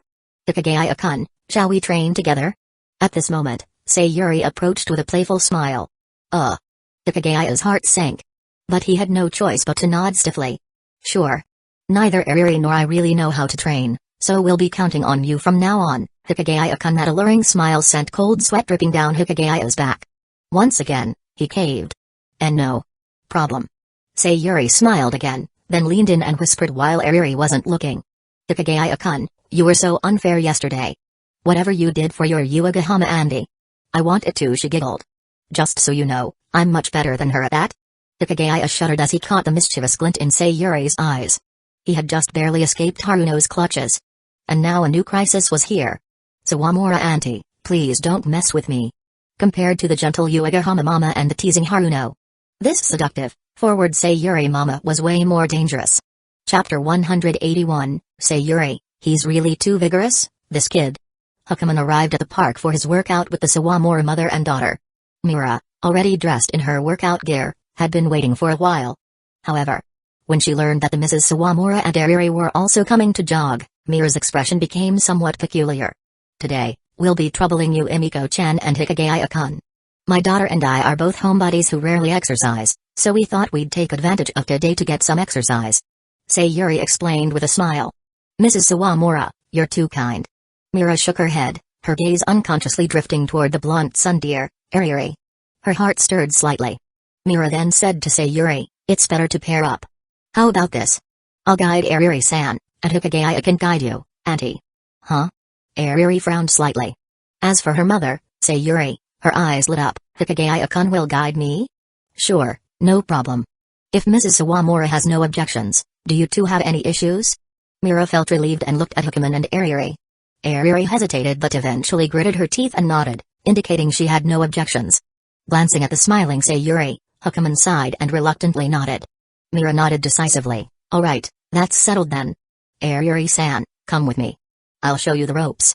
Huh? But... Ariri glanced longingly at Hakuman, hesitated for a few seconds, but ultimately followed Mira. In an instant, only Hakuman and Sayuri were left. Sayuri smiled coquettishly, her expression full of excitement. Then I'll leave myself in your hands, Hikigaya-kun. All right. Hakuman nodded helplessly and began helping Sayuri with her warm-up exercises. Andy, lift your leg. Put it on the stretching bar. Hikigaya-kun, I can't lift it. Huh? Could you help me lift it? Huh? Is that okay? This. Hakuman took a deep breath and moved closer to Sayuri. After hesitating for a few seconds, he finally lifted her leg and placed it on the stretching bar. Sayuri gasped, ouch. It feels like I'm splitting apart. It's probably because Auntie hasn't exercised in a long time. No, it's probably because it's my first time. Sayuri leaned close to Hakuman's ear and whispered. Hakuman was startled and quickly put some distance between them. Hey. What's with these seductive words? As expected. Being around Sayuri-san is way too dangerous. Honestly. Hakuman would rather guide that sundeer Ariri than her alluring mother, but Mira wouldn't allow it. She had dumped Sayuri on him. After all, in Mira's eyes, compared to the 30-something mother Sayuri, the classmate Ariri was definitely the bigger risk. Deep down, Mira still hoped that her good friend Yui would be the one to steal Hakuman from Yukino Shida, not Ariri. A few minutes later, the warm-up exercises were over. Sayuri was breathing heavily. Ugh. Hikigaya-kun, just the warm-up alone is almost too much for me. Hey. Stop saying things that can be misinterpreted. Andy is a beginner, so I'll take it easy. Wait, did I just say something weird too? Sayuri smiled coquettishly, then I'll leave it to you, Hikigaya-kun. Be gentle, or Auntie might not be able to keep up, yeah. Hakuman nodded, quickly averting his gaze. Stay calm. Hakuman. Don't let Mrs. Sawara seduce you. Treat this as a trial. Yes. A trial. The two then started jogging. Hakuman ran in front, with Sayuri following behind. Because of this, the scent of the boy's sweat kept wafting into Sayuri's face. This kid scent. Pursing her lips, Sayuri couldn't help but swallow a few times. Half an hour later, Sayuri couldn't take it anymore. She wasn't used to exercising. Running for half an hour was already her limit. Mrs. Sawamura, after running, you need to stretch to prevent soreness tomorrow. All right. The exhausted Sayuri sighed. A few more minutes passed. Sayuri stretched her limbs, her eyes shining. Thank you, Hikigaya-kun. Even though it felt really tiring at first, now that it's over, I feel so full of energy. It's like all my meridians have been opened. My body feels amazing. You're too kind, Auntie. Hakuman shook his head, feeling slightly relieved. As long as Mrs. Sawamura didn't cause any trouble, it was fine. I'm going to keep exercising. Andy, you should rest for now. Still exercising? Yeah, I'm going to do some pull-ups. Hukaman turned and walked toward the pull-up bar nearby. Once he reached the bar, he quickly jumped up, grabbed hold, and then huff. 1. Huff. 2. Huff. 3. Exercising feels great. Sayuri watched this scene in stunned silence. Earlier, when they had arrived at the park, she had been busy with something and hadn't seen Hukaman exercising. But now, as she watched the boy working out intently, Sayuri gasped, her eyes gleaming. This is way too exaggerated. Hikigaya-kun's strength. He could definitely lift her easily, right? Wait. Doesn't that mean he could do that position? Gasp. Many men have weak upper body strength and only know one way to handle women, which secretly leaves women dissatisfied. Is he only strong on the pull-up bar? I wonder about other areas. Just as Sayuri finished speaking, Hukaman, having completed dozens of pull-ups, suddenly jumped down. Then, huff. Huff. Huff. He started doing squats, one after another. This. Sayuri couldn't take her eyes off him, her heart racing. After the squats, he moved on to parallel bars. Then push-ups. Watching all of this, Sayuri could barely breathe. No. This boy is too amazing. As expected. Rather than giving him to that idiot Terry, I should keep him for myself. Unable to contain her emotions any longer, she shakily lifted her legs and approached Hukaman. Sayuri calmly put on a coquettish smile and said softly, Hikigaya-kun, could I trouble you with something? What is it, auntie? Please go ahead. After finishing his workout, Hukaman was cooling down. Staring at Hukaman's thighs, Sayuri continued softly, well, you see, Andy is actually a manga artist, so I'd like to ask the strong Hikigaya-kun to help me gather some reference material. Would that be okay? Hukaman asked warily, reference material? What kind of manga does Auntie draw? What kind of reference material do you need from me? Shonen manga, action-packed. Still staring at Hukaman's thighs, Sayuri's eyes gleamed with greed. Please, just help Auntie out. Chapter 182, Hukaman's relentless resistance. Sayuri, this isn't right. Sayuri persistently pleaded for research purposes. Sensing that something was off, Hukaman remained on high alert and asked warily, a shaman battle manga? What does that have to do with me? Oh, it has plenty to do with you. Sayuri shook her head, her eyes fixated on the teenager's well-toned physique. She explained, I'm working on a character, a boy who looks weak on the surface but is actually incredibly strong and brave. The problem is, I haven't found the right reference material, so I've been stuck. But just now, after watching you train, I realized, Hukaman-kun, you're a perfect fit. So, help me out, would you? Just for a little bit. As she spoke, Sayuri kept inching closer. Come on, help me out, Hukaman-kun, it's just a bit of research, nothing more. What exactly do you need me to do? Feeling the faint fragrance of a mature woman, Hukaman turned slightly away, not immediately agreeing. It's simple. Sayuri said with a sultry smile. You just need to take off your shirt and let me take a look at your upper body muscles. What? Take off my shirt? Exactly. Sayuri nodded. To truly create an amazing character, a mangaka needs to carefully observe real-life details. Only by studying the male physique up close can I draw it properly. Hukaman-kun, for the sake of manga, please contribute a little. I'd really appreciate it for the sake of manga, huh? Hukaman still felt reluctant. But looking at Sayuri, who clearly wouldn't take no for an answer, he knew that refusing her would only lead to her pestering him even more. After some thought, he sighed. Fine. Just make it quick. Of course, Sayuri's eyes sparkled with anticipation. Alright, let's begin.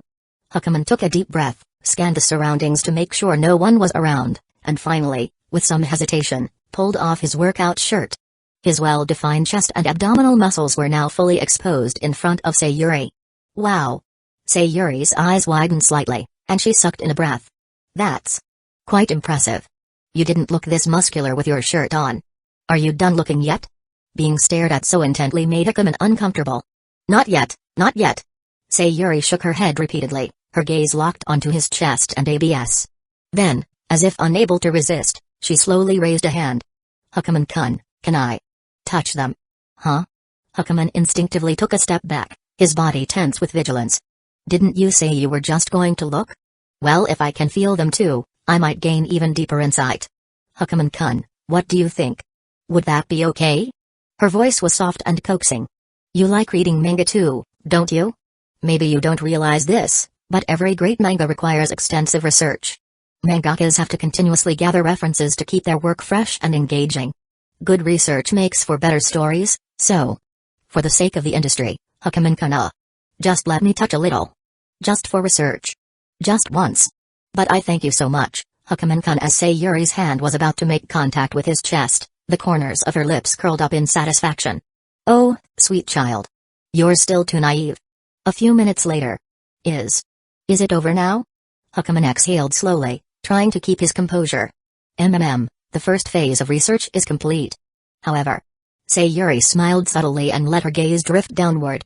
The Aojan Hukaman's head stood on end. His expression changed instantly. Sayuri-san, this wasn't part of the deal. You said Hukaman-kun, it's all for the industry. No. I refuse. Hukaman turned to leave immediately. For the sake of the industry? That's way too big of a sacrifice.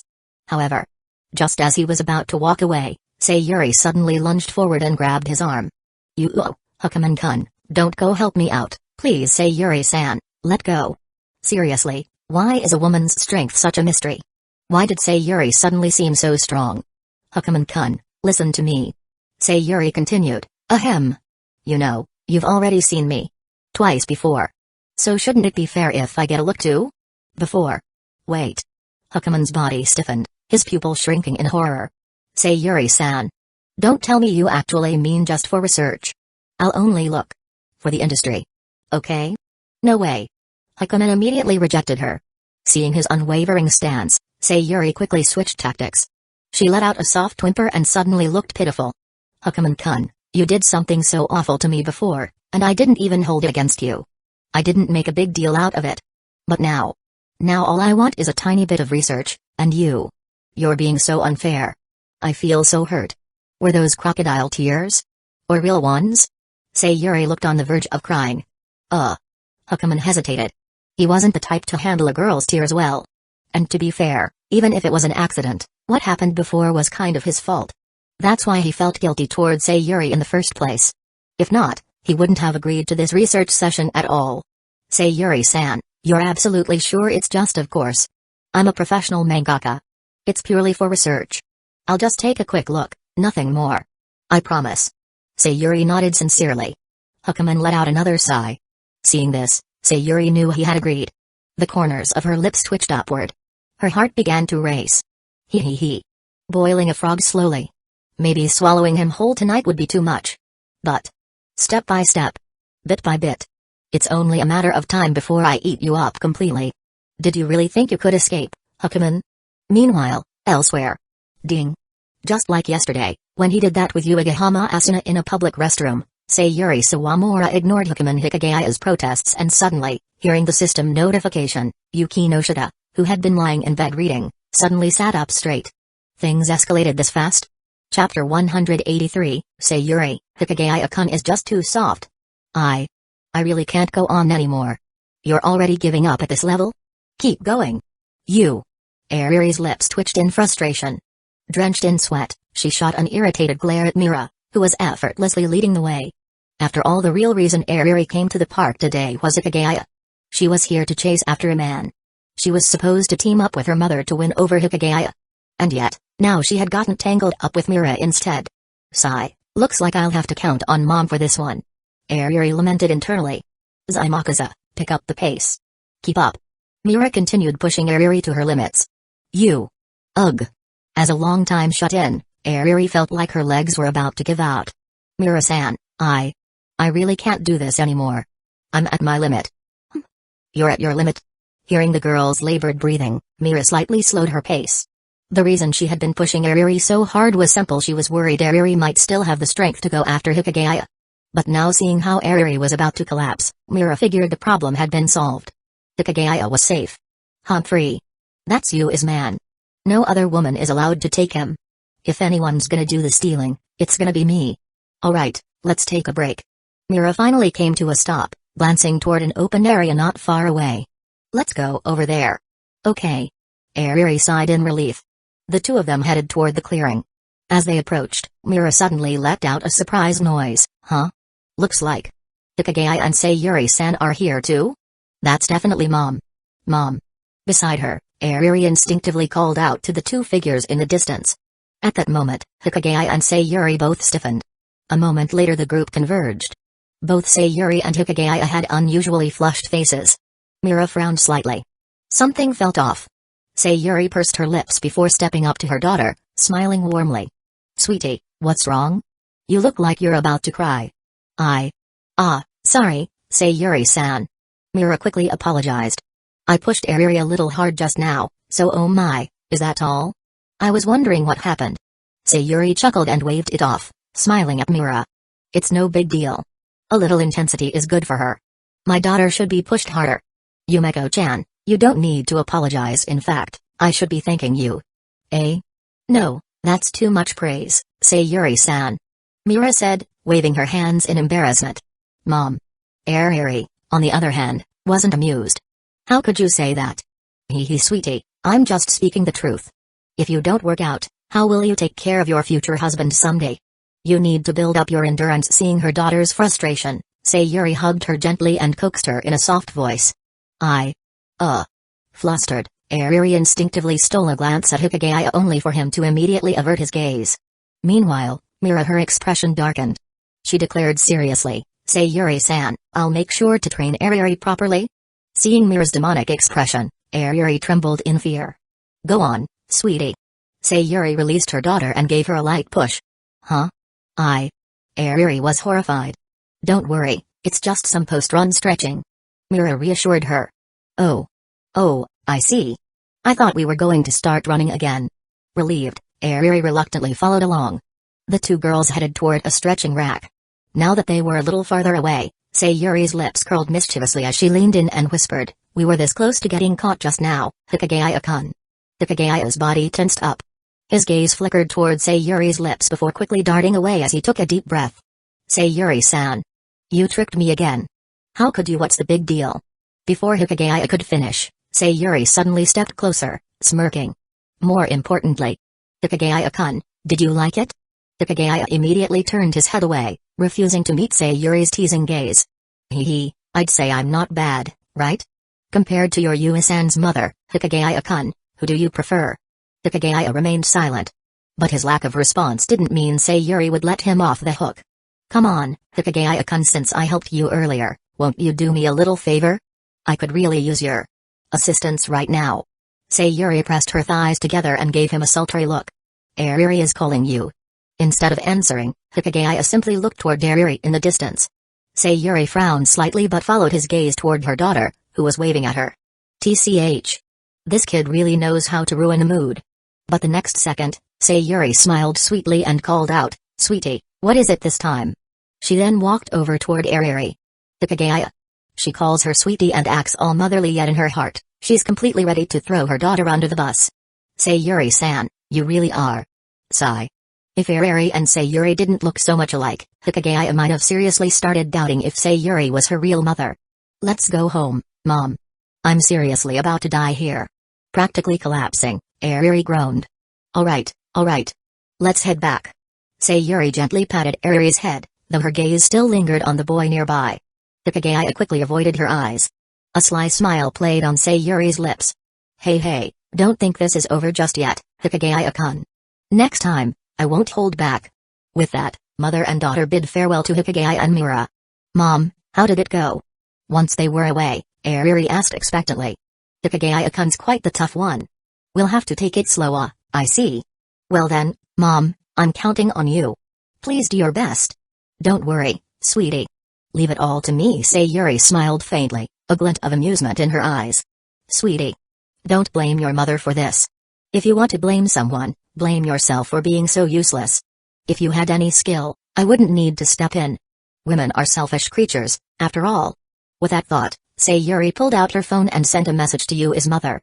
Sayuri, Nana, Hikigaya-kun really does have an amazing taste. Too bad I couldn't go all the way this time. But no worries, how about we make a bet? Let's see which one of us can get to him first. Chapter 184, Hoshino I, Hubby. As expected, spending time alone with Mira at night is the most comfortable. After the Sawamura mother and daughter left, Hikigaya couldn't help but sigh in relief. Huh? Hearing this, Mira's expression shifted slightly before she snorted in mock annoyance. Most comfortable with me? Ahem, you're underestimating me. Looks like I need to ramp up the intensity for you. Come on, let's go for a run. No, Hikigaya hesitated but ultimately followed behind Mira. However, in that moment, he vaguely noticed that the girl's cheeks seemed a little flushed. What are you looking at? Is my face part of your running route? Oh, sorry. Yep, Mira is still Mira. Indeed. This kind of gentle personality suited him best. The two continued their run to stay in shape. After another half an hour, Hikigaya, now gasping for breath, finally surrendered and begged for mercy. Seeing this, Mira nodded in satisfaction. With their workout complete, the two parted ways. On his way home, despite being utterly exhausted from Mira's torturous training, his mind instinctively drifted back to what had just happened with Mrs. Sawamura. Sigh. Mrs. Sawamura and Mrs. Uegahama were completely different from younger girls. That feeling was just. Calm down. Calm down. Hikigaya took several deep breaths. My girlfriend is Yuki no Shida. Yuki no Shida. I absolutely cannot be swayed by those two. I cannot betray Yuki no Shida. No way. As soon as he got home, he was going to take an ice-cold shower to clear his head. Like a lone wanderer, Hikigaya quickened his pace along the dimly lit streets. Even with streetlights casting their glow, the night felt unusually dark. Then, after walking a little further, he suddenly heard a heated argument not far away. Weird. Who picks a fight this late at night? Hikigaya was surprised. Since this was a path he had to take to get home, even if they were actually fighting, he'd have to brace himself and walk through it. As he got closer, the voices became clearer. I like you. I like you. I like you. I'm sorry, but I already have someone I like. So, I really have to apologize. No way. Who is it? I don't believe you. I'm very sorry. Give me a chance. Give me a chance. I'm your fan. Your most devoted fan. I've attended every one of your performances. My whole room is covered with your posters. Thank you, really. But I'm truly sorry. It was a conversation between a man and a woman. The man's voice, in particular, was filled with intense emotion. Wait. That girl's voice. Hikigaya furrowed his brows. It sounded so familiar. Almost like Hoshino. His heart filled with doubt as he continued approaching. And soon enough, he could see them clearly. The girl being harassed was none other than the idol, Hoshino. Of course. His sudden arrival didn't go unnoticed. The moment Ai's beautiful eyes spotted him, they instantly lit up, and without hesitation, she called out hubby. Before Hikigaya could react, the violet-haired girl rushed to his side and right in front of the hooded man in black. She clung to his arm, grinning mischievously. Hubby, you're finally here. I was this close to getting bullied? The hooded man froze in shock. Hikigaya. Hubby? Since when did I become Hoshino-I's husband? Who was he? The hooded man's expression was obscured, but judging by the way his body trembled, his mental state was on the verge of collapse. My new boyfriend. I clung to Hikigaya's arm even tighter and spoke seriously to the hooded man. So, I'm really sorry. I understand your feelings, but I already have someone. After speaking, the violet-haired girl turned and flashed Hikigaya a sweet smile. Hikigaya, who had been about to protest, froze when he saw that smile. Because of last night's events, he had done some research on Ai. As an idol, she always wore a professional smile on stage. Or rather, a fake smile. Most of the audience probably couldn't tell. But Hikigaya could recognize instantly the way she smiled was far too artificial. And yet, right now, as I smiled sweetly at him, for the first time, Hikigaya couldn't tell if it was fake. Was she just that good at acting? Or was this real? Why does it feel like she actually wants me to be her boyfriend? Meanwhile, the hooded man stumbled back, his voice shaking with disbelief. No. You. There's no way you have a boyfriend. I don't believe it. I don't believe it. This isn't real. This can't be happening. You're mine. Your boyfriend is me. No matter what it takes, I will have you. No matter the means, I will make you mine. As he ranted with growing fury, his focus remained locked on Ai. Then, from his coat, he pulled out a weapon. More specifically a sharp dagger. You calm down. Put the knife down. Ai's pupil shrank at the sight. Fear flickered across her face, but instead of hiding behind Hikigaya, she stepped in front of him. What? Are you serious? On-san, are you actually this fearless? That dude has a knife. Hikigaya was stunned. To be honest, Even he was terrified and was considering running away. You're mine, you're the hooded man, now completely unhinged, started moving toward them. Watch out. Seeing him lose control and preparing to lunge at them, Hikigaya instinctively pushed Ai aside. Then, without thinking, he threw a punch. Aimed straight at the man's face. Perhaps due to his recent training. His punch packed serious power. And it was dead on target. With a loud smack, the previously furious hooded man collapsed to the ground. Ag! A scream, like that of a pig being slaughtered, echoed through the street. His face looked as if it had been hammered. He clutched it in agony, writhing on the ground. Hikigaya stood there, stunned. I knocked him out in one punch. Am I One Punch Man? As for Ai, she blinked at the scene before her. Then, in the next second, her eyes sparkled. Hubby, you're amazing. You're still calling me that? How many times have you said it already? Stop making me feel like your actual boyfriend. Chapter 185, Ai Hoshino, let's create a child together, Hikigaya-kun. Hikigaya and Ai Hoshino stepped out of the police station, walking along the quiet streets. By now, it was already quite late. As for the hooded man who had attacked Ai earlier, he had been taken straight to jail. Walking lightly beside Hikigaya, almost like a carefree child, Ai smiled and said, once again, I have to thank you tonight. You were so cool just now, ho. With a playful grin, she gave him a big thumbs up. TCH. Far from being moved by her beauty, Hikigaya felt a chill run down his spine. He quickly corrected her, Miss Hoshino, the act stops here. Stop calling me your boyfriend. Eh? What a shame. And here I thought I was such an adorable idol. Boo, my precious Ai-chan has a boyfriend. Noo, my Ai. My Ai. Who is it? Who the hell is it? I swear, I'll kill him. Mimicking the crazed screams of a delusional fan, Hikigaya let out a deep sigh and said, think about my situation here. Your fans might actually kill me. PFFT Hikigaya-kun, you're way too funny. I giggled before playfully clenching her fists. But Hikigaya-kun, you're so strong. You could totally take them all down with ease. Just like earlier. You were so cool. Boom. One punch, and that guy was out cold. Her eyes sparkled with admiration as she waved her tiny fists around, imitating some kind of superhero knocking out a villain. Sis, you are way too deep into this Chayuni act. Hikigaya's face burned red with embarrassment. Another black mark added to his ever-growing list of cringeworthy moments. Hee, Hikigaya-kun, maybe you're actually a superhero sent by the heavens just for me? I teased, gazing up at him with her glittering eyes. As she spoke, she leaned in closer and closer. A faint, sweet fragrance lingered in the air. With her breathtaking looks and adorable expressions, her charm was almost overwhelming. No wonder she was an idol. Hikigaya quickly averted his gaze and muttered, I'm no superhero. I'm just a normal guy. What happened earlier was just self-defense, pure instinct. I wasn't protecting you, I was protecting myself. I wasn't about to get stabbed to death over some nonsense. If you wanted to avoid trouble, then you shouldn't have come over in the first place, but in the end, you still showed up to save me. I smiled mischievously at him. Yep. Girls who smile like this are the most dangerous creatures in existence. I had no choice, I was on my way home. There are a million roads in this world. You could have taken another one, but you chose that exact street. My house is on that street. Sigh Hikigaya-kun, always lying to women. Under the moonlit sky, the two of them continued their conversation. Of course, it was mostly Ai talking and laughing, while Hikigaya wore his usual miserable expression. But as they talked, something about Ai started to feel strangely familiar to him. She reminded him of his past self. Like a lone wolf, silently drifting through life all by herself. Even though he personally didn't mind being alone, he knew firsthand just how lonely that path could be. It wasn't the right one. He had struggled through so much, and in the end, he had finally found something real, his true thing. His girlfriend, Yuki no Shida. He had already broken free from that isolated existence and become a normal person. But now, here was a lost little stray, wandering without direction just like he once was. Taking a deep breath, Hikigaya looked seriously at the ever-smiling girl beside him. Miss Hoshino. Why the serious face? Ai suddenly leaned in close, her body lightly pressing against his. Hikigaya froze.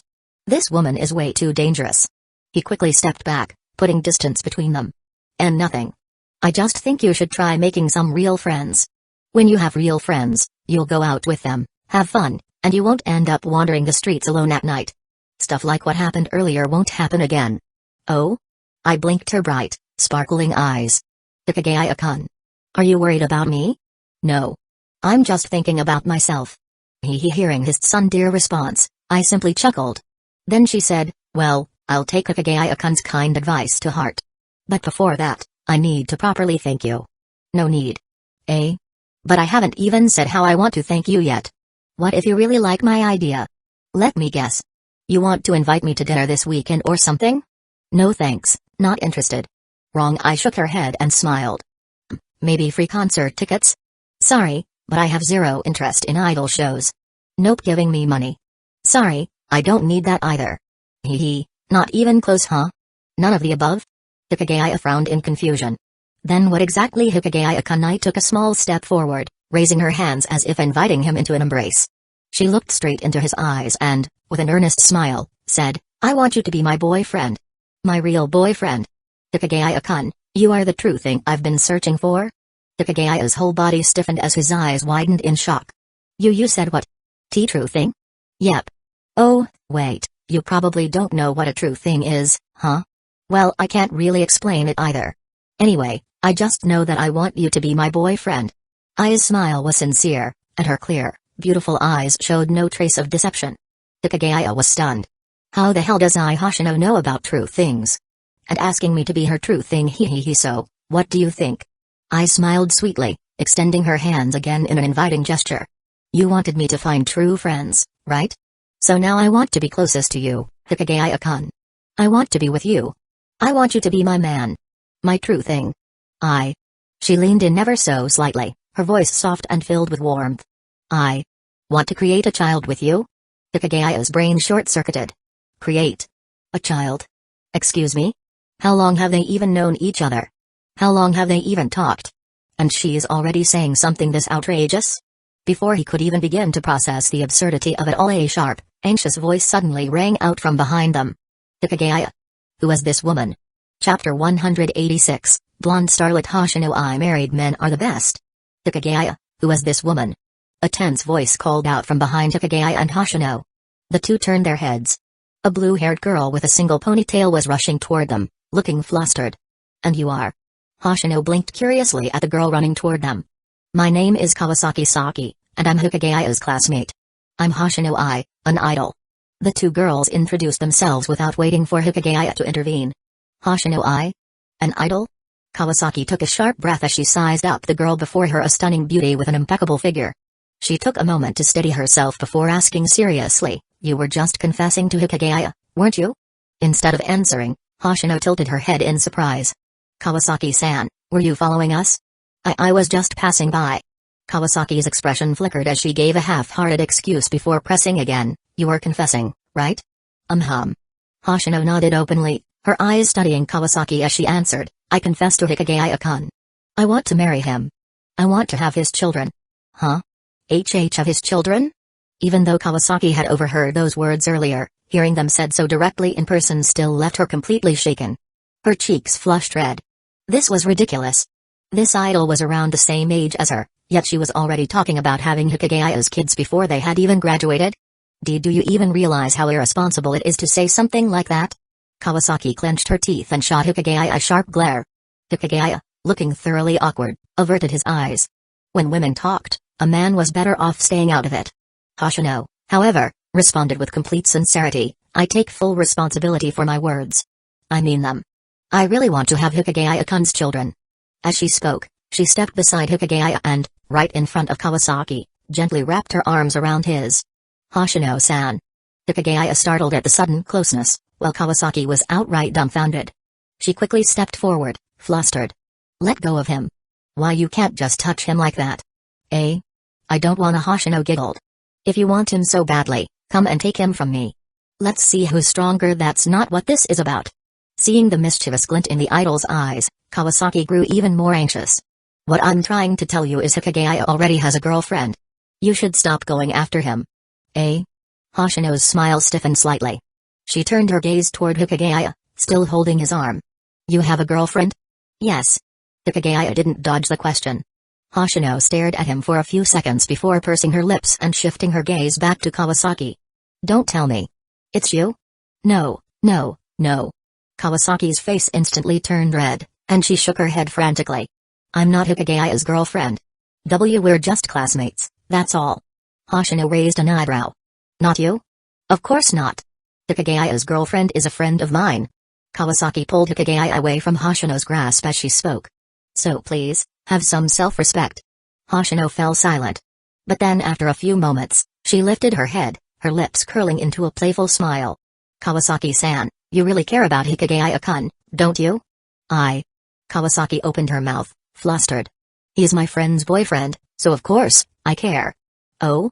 But you know what they say, guard against fire, theft, and best friends. Hoshino tilted her head meaningfully. Kawasaki-san, are you sure it's just that? No. I have no feelings for Hikigaya. I don't see him that way at all. Don't go stirring up trouble between us. Foo-foo, no need to get so worked up. Hoshino's calm smile only made Kawasaki more frustrated. Seeing Kawasaki's face turn red as she kept explaining herself, Hoshino remained relaxed. Kawasaki, however, had had enough. Enough of this. Hikigaya, we're leaving. She grabbed Hikagaya's arm and started walking away. But Hoshino suddenly chuckled. Hey! Who said a guy with a girlfriend can't be pursued? What? Kawasaki's body tensed, and she turned back toward Hoshino, shocked. Hikigaya was equally stunned. What do you mean by that?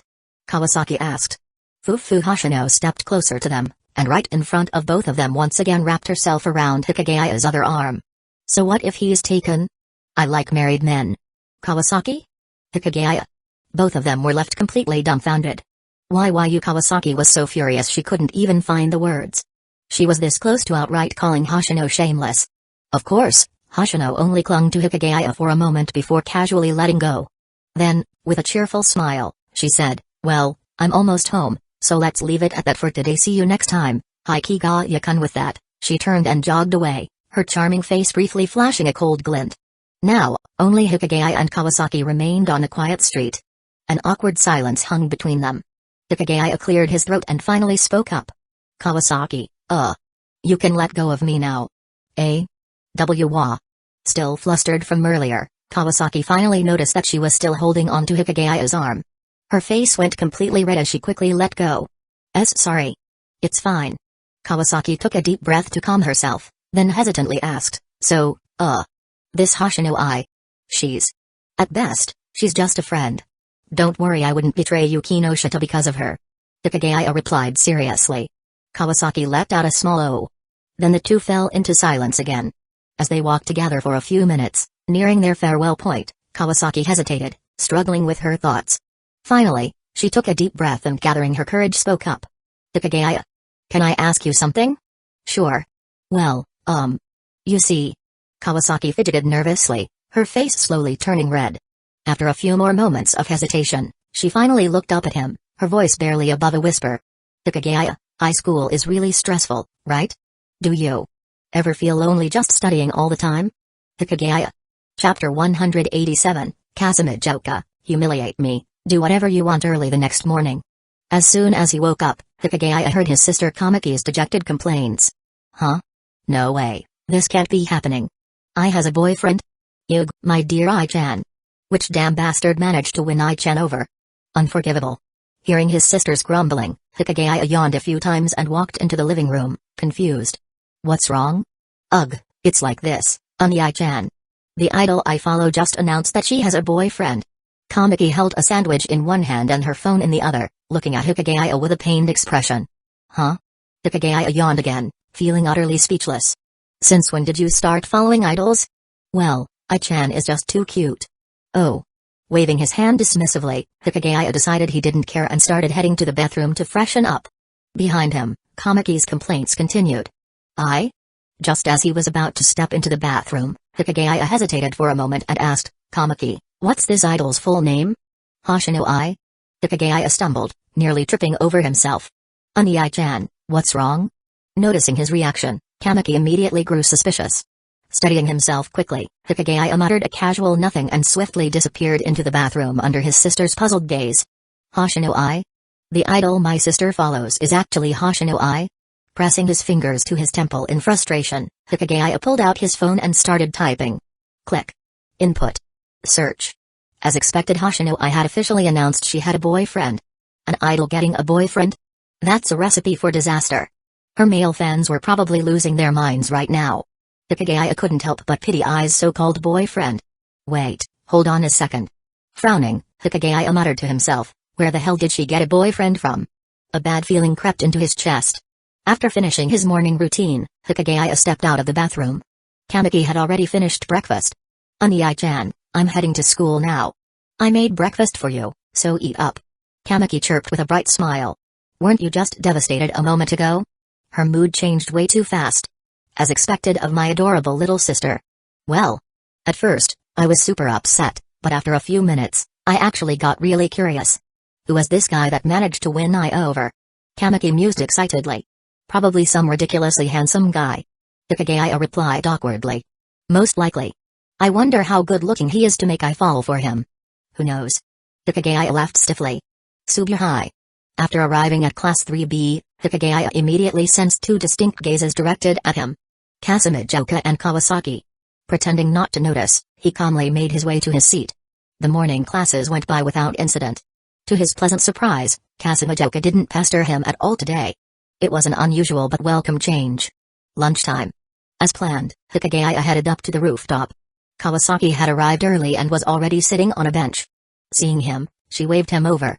Keeping his expression neutral, Hikigaya walked over and sat beside her. Without a word, Kawasaki handed him a bento. Thanks. The two ate their meals in silence. Hikigaya, do you remember what I said to you last night? Kawasaki suddenly asked. Caught off guard, Hikigaya choked on his food, coughing violently. Be careful. Don't choke. Kawasaki said, immediately patting his back with gentle concern. Better now? Yeah. Feeling Kawasaki's gaze on him, Hikigaya quickly averted his eyes. Likewise, Kawasaki, noticing the unusual atmosphere, shifted her gaze away as well. The air between them had grown a little warm. After a moment's hesitation, Kawasaki spoke again, stumbling over her words. Hikigaya, you're a teenage boy at the peak of puberty. Having those kinds of thoughts is totally normal. Plus, with all the stress from studying for college entrance exams, it'd probably be good if Yukinoshita could spend more time with you. But, well, you guys can only meet up on weekends. Don't worry. I won't betray Yukinoshita. Hikigaya replied with complete certainty. I know. I believe you, Hikigaya. Kawasaki nodded, but at the same time, her face turned an odd shade of red. I'm just worried about you, you know. So, if you really can't hold it in, I'm done eating. I'm heading back to nap. Before she could finish, Hikigaya shot up from his seat and made a hasty escape. Wait, watching his retreating figure, Kawasaki hesitated. Pressing a hand to her flushed face, she sighed. What the hell was I even saying just now? How could I say something so shameless? That's practically betraying Yukinoshita again. But the thing is, subconsciously squeezing her thighs together, Kawasaki bit her lip in frustration. I swear, if I have another one of those dreams, I'm gonna lose my mind. At the same time, Hikigaya rushed down the stairs. Kawasaki had come on a little too strong just now. He could feel it if he stayed any longer, something dangerous might have happened. Deciding to retreat to the classroom, he continued walking. But then a hand suddenly grabbed his arm. Kawasaki? No, wait. Senpai? It was Kazekage. Come with me. Kazumajoka's tone was calm, yet she firmly pulled Hikigaya along. Wait, hold on, senpai, I was gonna nap however. No matter how much he resisted, Hikigaya found himself being dragged downstairs by Kazekage. Eventually, they stopped behind a large tree near the school grounds. Wait, this tree looked familiar. Wasn't this the same tree he and Kazekage had hidden behind last time? Back then, he had accidentally. Air-kun. Standing in front of him, Kazekage suddenly blushed and fixed her eyes on him with an intense gaze. Just like last time. Please, do whatever you want to me here. This time. You can go even further if you want? Hikigaya's brain stalled. Senpai. What are you even saying? I've made up my mind. You can hit me, insult me, whatever you want. Just don't lose interest in me, Air-kun. Wait, senpai, you're not thinking straight. Chapter 188, Kazekage, woof. After leaving the rooftop, Kawasaki returned to Class 3B. Huh? Not here? Kawasaki scanned the classroom, but the familiar boy was nowhere to be seen. Strange, didn't we agree to go back to the classroom for a nap? Why isn't he here? Thinking that, Kawasaki instinctively walked over to Mira, who was about to rest. Have you seen Tiki? Mira, who was about to lie down on her desk to sleep, suddenly flared up when she heard Kawasaki's voice, raising her tone. Wasn't he with you?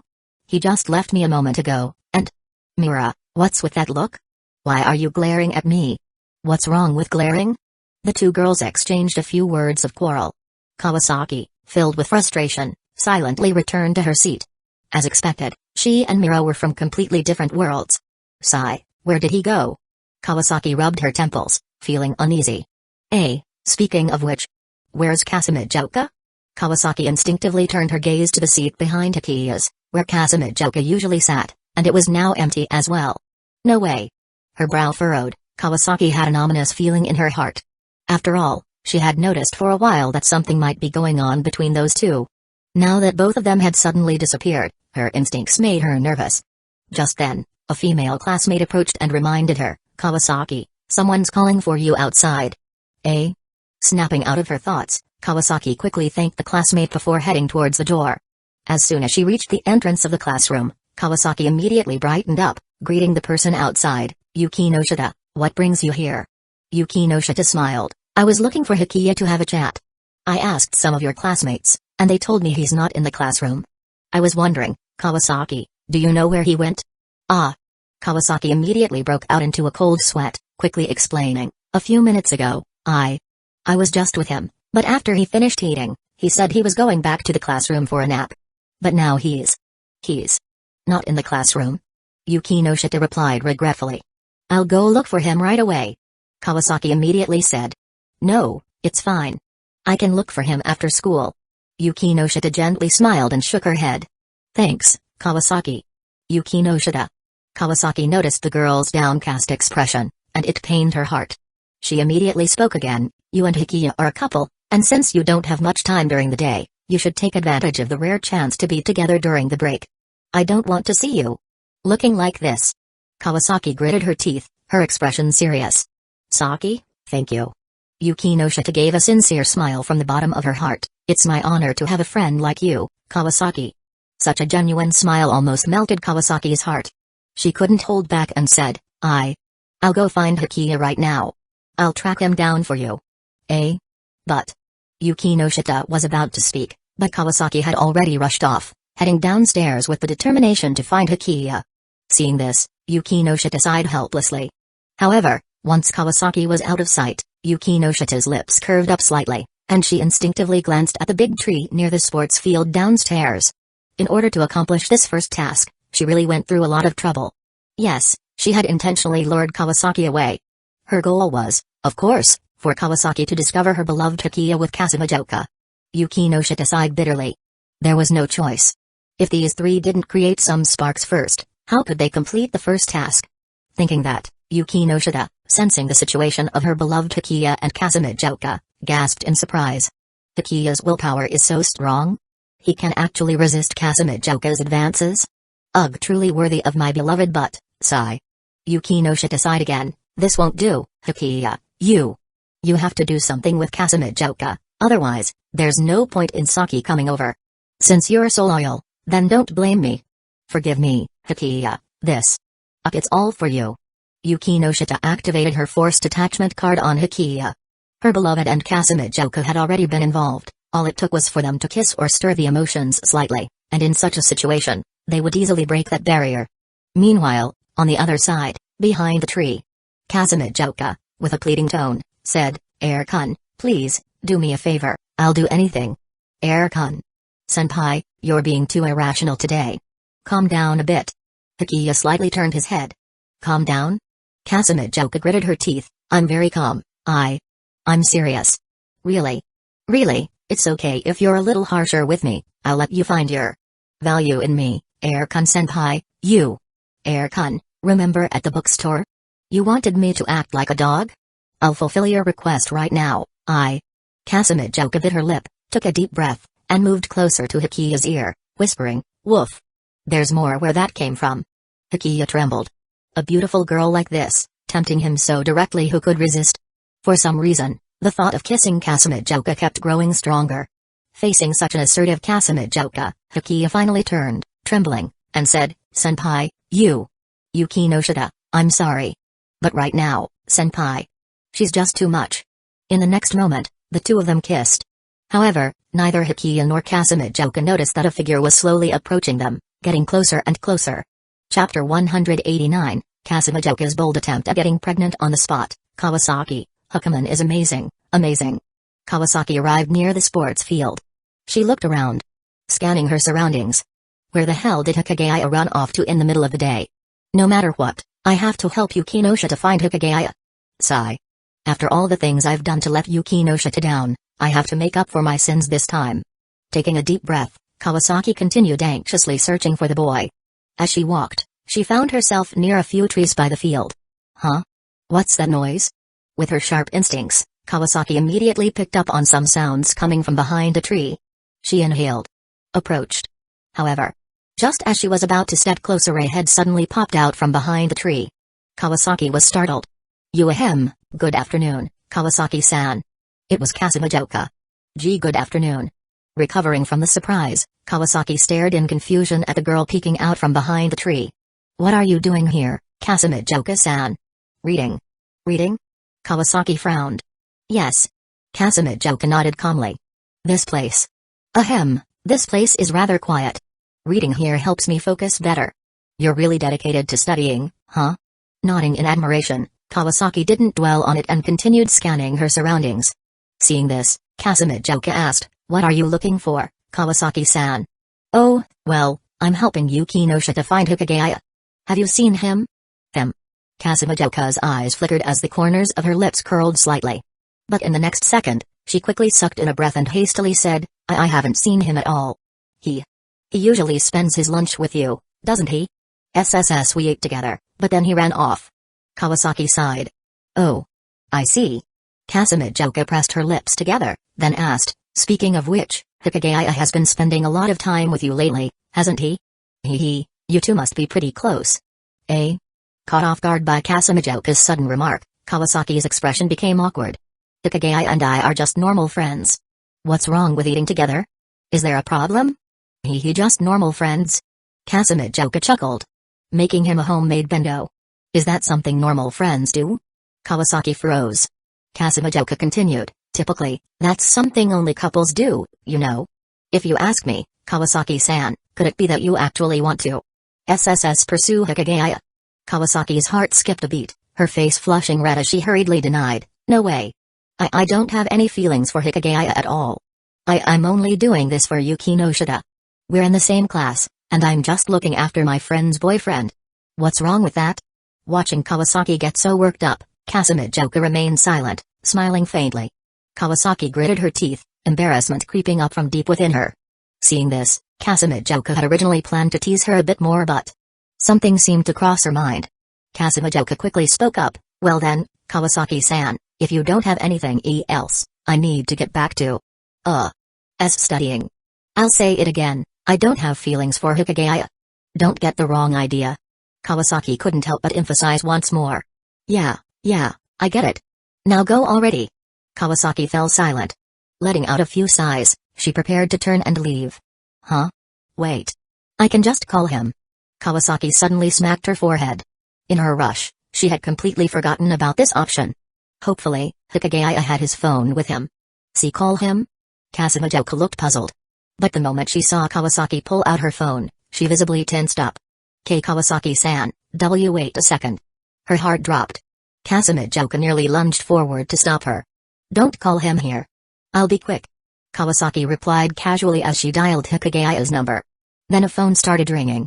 And the source of the ringtone came from behind the tree where Kazemajoka had been hiding. Kawasaki? Kazemajoka. Their gazes locked. The atmosphere froze. Swallowing nervously, Kawasaki asked in a trembling voice, Why is his phone? Because I took it. Kazemajoka attempted to explain, but when she saw Kawasaki approaching her, she panicked. Wait. Kawasaki-san, don't come over here. Stay back. Don't come any closer. Meanwhile, in Class 3J. Sitting by the window, Yukinosha looked toward the field and sighed deeply. Kawasaki is probably about to uncover Senpai and Kazemajoka-senpai's secret affair. Sigh, I just hope the two of them can get things back on track. Hey. In the end, they'll both be conquered by my dear husband anyway. After sighing, Yukinosha didn't even realize the corners of her lips had curled into a subtle smirk. Elsewhere. After some time had passed and things had calmed down, Hikigaya, Kazemajoka, and Kawasaki made their way back to the classroom. Hikigaya kept his head down, silent. Kazekage casually twirled her hair, looking completely unbothered. As for Kawasaki, her eyes were lifeless, her legs trembling as if her entire worldview had collapsed. At that moment she kept mumbling to herself, how did it come to this? How did it come to this? Well, that's just how it is. Kazekage flicked her hair back and said coolly, although you didn't show up at the perfect timing, it still turned out alright. In fact, I might just end up pregnant with Hikigaya's baby this time. What did you just say? Pregnant with Hikigaya's baby? Kawasaki snapped back to reality with a jolt. She turned to Hikigaya in horror. Hikigaya, don't tell me you actually. Hikigaya frantically waved his hands, don't listen to her. I didn't. Kazekage-senpai is just spouting nonsense. Then. Kawasaki hesitated. But seeing Hikigaya looking so dejected and utterly defeated, she found herself unable to say anything harsh. She couldn't even bring herself to scold him. Which only made her frustration boil over even more. Unable to vent it elsewhere, she turned to Kazekage, glaring furiously, Kazekage. Do you have any idea that Hikigaya has a girlfriend? You shameless woman, how dare you seduce him right out in the open? Tell me, how do you plan to take responsibility for this? Chapter 190, Fallen Kawasaki. Hikigaya, if you're lonely, find me. If we just make sure Yuki no Shita never finds out, wouldn't that solve everything? Facing Kawasaki's questioning glare, Kazekage remained unfazed. As long as she doesn't know, it's as good as nothing ever happened. After all, from now on. With a soft smirk, Kazekage pursed her lips slightly and tossed Hikigaya a playful wink. Seeing Kazegage's blatant attempt at seduction, Kawasaki instantly bristled. What are you saying? Are you implying that you still plan to continue with Hikigaya? Kazekage shrugged nonchalantly, taking a slow step closer to Hikigaya. Hikigaya and I have great compatibility. I need him, and naturally he needs me too. Isn't that right, my dear Hikigaya? How was my performance just now? Did you enjoy it? Have you discovered a new world? Actually, I can still. The suggestive whispers poured into Hikaman's ears, making his face flush crimson. Ah. What do you think you're doing? Panicked, Kawasaki hurriedly wedged herself between them, forcibly cutting off Kazegage's encroachment. You're not allowed to touch him anymore. Kazekage pouted. Not allowed to touch him? That's impossible. What about my needs? I'm a normal woman, and I need a man. But he has a girlfriend. Kawasaki gritted her teeth. And that girlfriend is Yuki no Shita. You're friends with Yuki no Shita too, aren't you? And yet you went behind her back and did that. You shameless woman. Well, it's not like I won't return him to her eventually. Don't worry, our little affair is only going to last a year. Kazekage smiled and explained, 1 year is just right. The stress of senior year is overwhelming, isn't it? If we don't relax, how can we cope with the pressure? This isn't just for me, it's for Hikigaya, too. You must have noticed, right? Lately, he's been pushing himself hard, studying all the time. If he doesn't find an outlet, how do you expect him to handle it? Even so. It should be Yuki no Shita. Yuki no Shita should be the one to help him with that. Kawasaki retorted, still fuming. Yuki no Shita?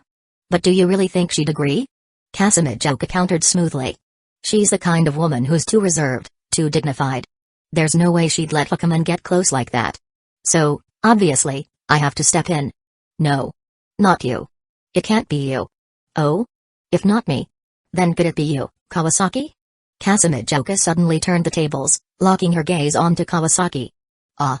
Kawasaki, already boiling with rage, froze. Her face instantly turned bright red. And no. Not me either. I can't have anything to do with Hikigaya. Not anymore. Oh? Anymore? Kazekage narrowed her eyes mischievously. Wait. No, that's not what I meant. Realizing her slip, Kawasaki blushed even harder and quickly shook her head in denial. Hikigaya and I are completely clean. There's absolutely nothing between us. Right, Hikigaya? Yeah. Hikigaya nodded quietly. Women fighting terrifying. Better to keep quiet and let them duke it out.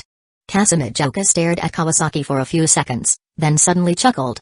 Well then, since you refuse, I guess it's up to me. Someone has to take care of Hikigaya. After all, I'll make sure to look after Yuki no Shita's boyfriend very well. You wretched woman. Kawasaki trembled with anger, barely able to contain herself. As they approached the classroom, Kazekage turned back to Hikigaya with a gentle smile. Hikigaya, you finished your math exercises, right? See you at the library later. I'll help you with whatever academic struggles you have today. With that, She completely ignored Kawasaki's seething rage and strode into the classroom with a smirk. Kazekage. Kawasaki clenched her fists, absolutely livid. Hukaman sighed, then cautiously said, I'm sorry, Kawasaki. Hukaman, don't say anything. Kawasaki cut him off with a firm shake of her head. This isn't your fault. It's her fault. Kazekage started this. She seduced you first, didn't she? Hukaman hesitated. I knew it. Kawasaki stomped her foot in frustration. There's no way you'd betray Yuki no Shida on your own. It has to be that woman. That damn snake. How could I have been so careless? I should have kept an eye on her from the start. As she spoke, Kawasaki became increasingly agitated. This is my fault. Ugh, Yuki no Shida, I'm so sorry. If I had just paid more attention, Hukaman would never have fallen into her clutches. It's all my fault, all my fault.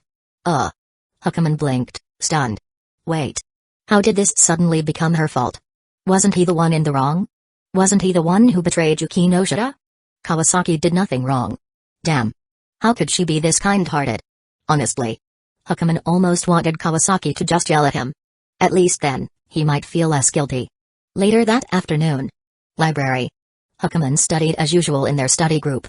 Kazekage, surprisingly, behaved herself. For once, she was genuinely focused on helping him with math.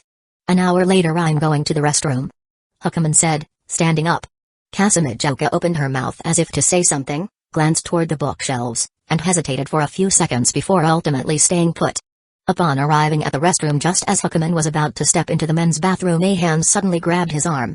Kawasaki? Come with me. Wait, Kawasaki, what are you? That's the women's restroom. Just get inside first. Despite his protests, Kawasaki forcibly dragged him into the women's restroom. Once inside, she pulled him into the very last stall.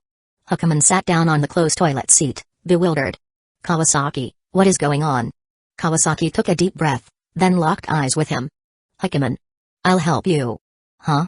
As if steeling herself for a monumental decision, Kawasaki spoke with unwavering determination. I've decided. If you ever feel lonely, if you ever need to relieve your stress from studying, you can come to me. I'll help you. Chapter 191, Kawasaki, so fair and soft. A young man and woman stood in the ladies' restroom. Their eyes met. The air carried a subtle tension, tinged with the shyness of youth. Seated on the toilet, Hikigaya looked up in shock at the visibly flustered Kawasaki. You're here to help me. Relieve stress? Why yes. I've made up my mind, Hikigaya. Look. Kawasaki's legs were tense, a slight sheen of sweat forming on her forehead. Despite her embarrassment, her eyes held a rare determination. That's not right. Avoiding her gaze, Hikigaya shook his head. Why not? Kawasaki asked anxiously. This whole thing about study stress.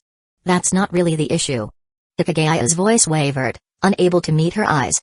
If it's not about stress, then why did you do that with the senior just now? She pressed. I. Hikigaya opened his mouth but failed to find the words. There was no way he could tell Kawasaki that he had unintentionally mistaken the senior for Yuki no Shida, and somehow, things had spiraled into something more. So it really is about study stress. Seeing his hesitation, Kawasaki felt even more convinced. Without explaining further, Hikigaya sighed and said, Kawasaki, I can't accept this. You're such a good girl, someone like me shouldn't ruin that. I won't let that happen. Ruin? For some reason, that word made Kawasaki's heart flutter slightly. She shook her head quickly and said, No. It's not like that. If anything, I'm the one taking advantage of you, not the other way around. Huh? That's not how it works. Compared to guys, a girl's purity is much more important. Hikigaya argued. This is an age of equality. A girl's feelings are just as important as a guy's. Kawasaki replied firmly. She softened her tone and continued, Hikigaya, I know you're thinking about my feelings, but it's okay. I don't mind anymore. Besides, I've already given you my first time. At those words, Hikigaya's face turned red. Kawasaki's face was also flushed, unable to hide her lingering shyness. After all, it was true. They had already crossed that line before. The delicate atmosphere made their thoughts blur.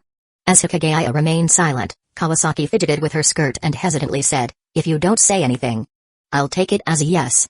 From now on, I can help you with these things. You don't have to take responsibility. Huh? This really isn't right. What about Yuki no Shida? The moment Hikigaya uttered that name, Kawasaki stiffened, guilt washing over her. Her voice grew complicated as she said, Hikigaya, listen to me. We may have betrayed her physically, more than once even, and for that, I feel terrible. But our hearts have never betrayed her. You still love her, and I still see her as my best friend. That won't change. I told you, you don't need to take responsibility, so you don't have to worry about anything after this. I'm just here to help relieve your stress, that's all. A tool? Kawasaki, how can you say something like that? I don't mind. You in the end, betraying someone physically isn't true betrayal.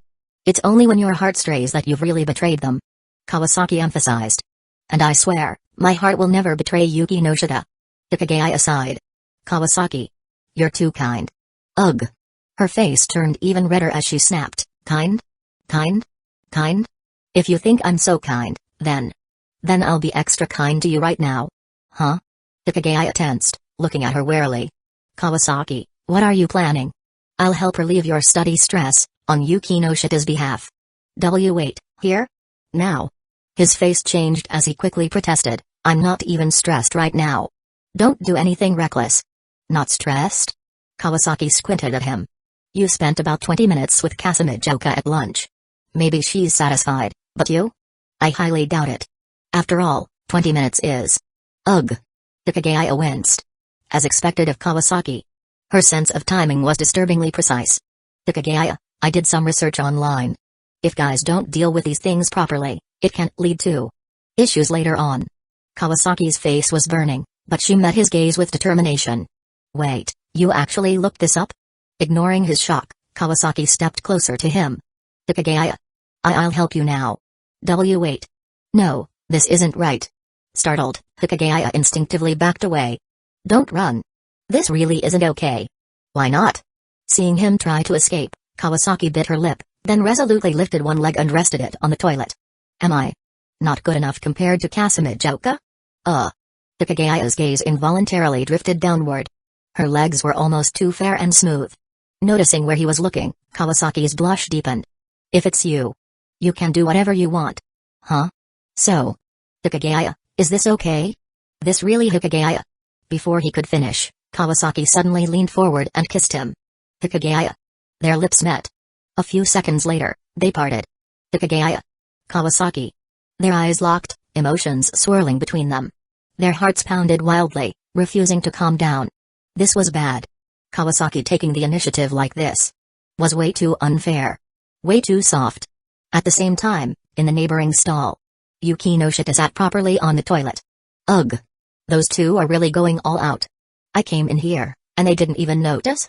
Sighing softly, she reached into her pocket and pulled out her red-framed glasses. She stared at them for several seconds, her emotions in turmoil. Hyuga. I want Hikigaya-kun too. I want to help my beloved husband relieve his high school stress. But right now, she could only sit there, helplessly listening as another girl took that role. The feeling was unbearable. She wanted to cry. However, hearing the occasional ding of points being added to her total, Yuki no Shida instinctively tensed her legs and urged, not enough, not enough. That's nowhere near enough to save Hikigaya-kun. Kawasaki. Keep going. Chapter 192, Kawasaki's mind goes blank. I love you, I love you, I love you the most. Hikigaya girl's restroom. Hikigaya, is that enough? Hearing the gentle voice from behind, Hikigaya's body stiffened. His hand. Suddenly, it was grasped by the girl behind him. Kawasaki lightly bit her lip. If you still need to. I don't have any academic pressure right now. Before Kawasaki could finish, Hikigaya quickly shook his head. Are you sure? But just now you sitting on the toilet. Kawasaki slowly stood up, preparing to step closer to Hikigaya. However, perhaps because the floor was wet, just as Kawasaki tried to stand, her foot twisted. Her expression instantly turned to one of shock. Hikigaya, who had been keeping an eye on her, naturally noticed the moment it happened. Almost at the exact instant she lost her balance, he caught her in his arms. Careful. Ugh. Kawasaki leaned into Hikigaya's chest. Are you okay? Hikigaya turned his head, a concerned look on his face. Kawasaki, on the other hand, gazed at him with deep affection. I'm fine. Don't underestimate me. Actually, as if unable to hold back any longer, Hikigaya. Lifting her head suddenly, Kawasaki once again pressed her lips against his. Hikigaya. A few seconds later calmed down. Hikigaya firmly pushed her away. Sorry, my brain just kind of stopped working for a moment. Kawasaki looked down, full of guilt. Just for a moment, huh? Ugh. Her face turned bright red as she stammered, I'm really sorry, it's just that I like you so much, Hikigaya. I love you. I really love you. Just seeing you makes me. Kawasaki? Hikigaya was dumbfounded. What are you even saying? Kawasaki jolted in shock, quickly covering her mouth with both hands. She had actually confessed. Sure, a few minutes ago, heck, even on the rooftop and at the park she had shouted I love you, I love you, I love you at him.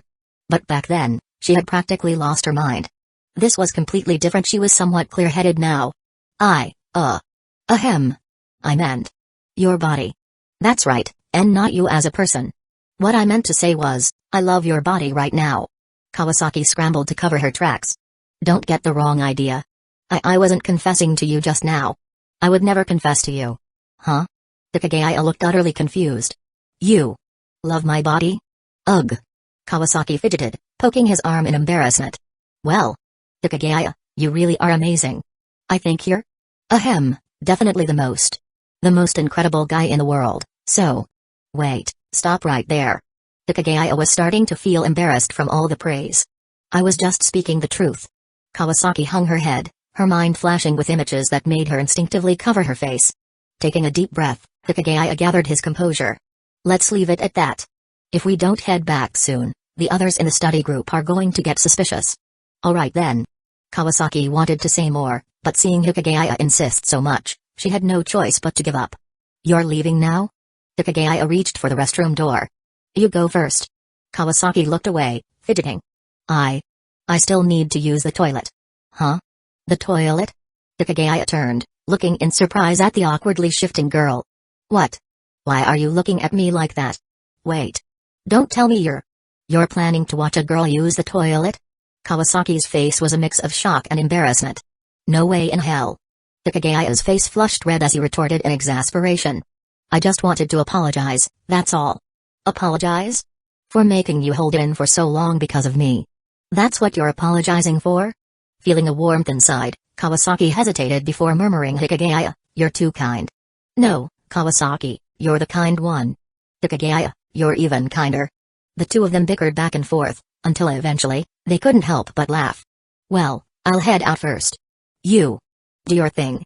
If you need me, just call. Kawasaki couldn't help but remind him.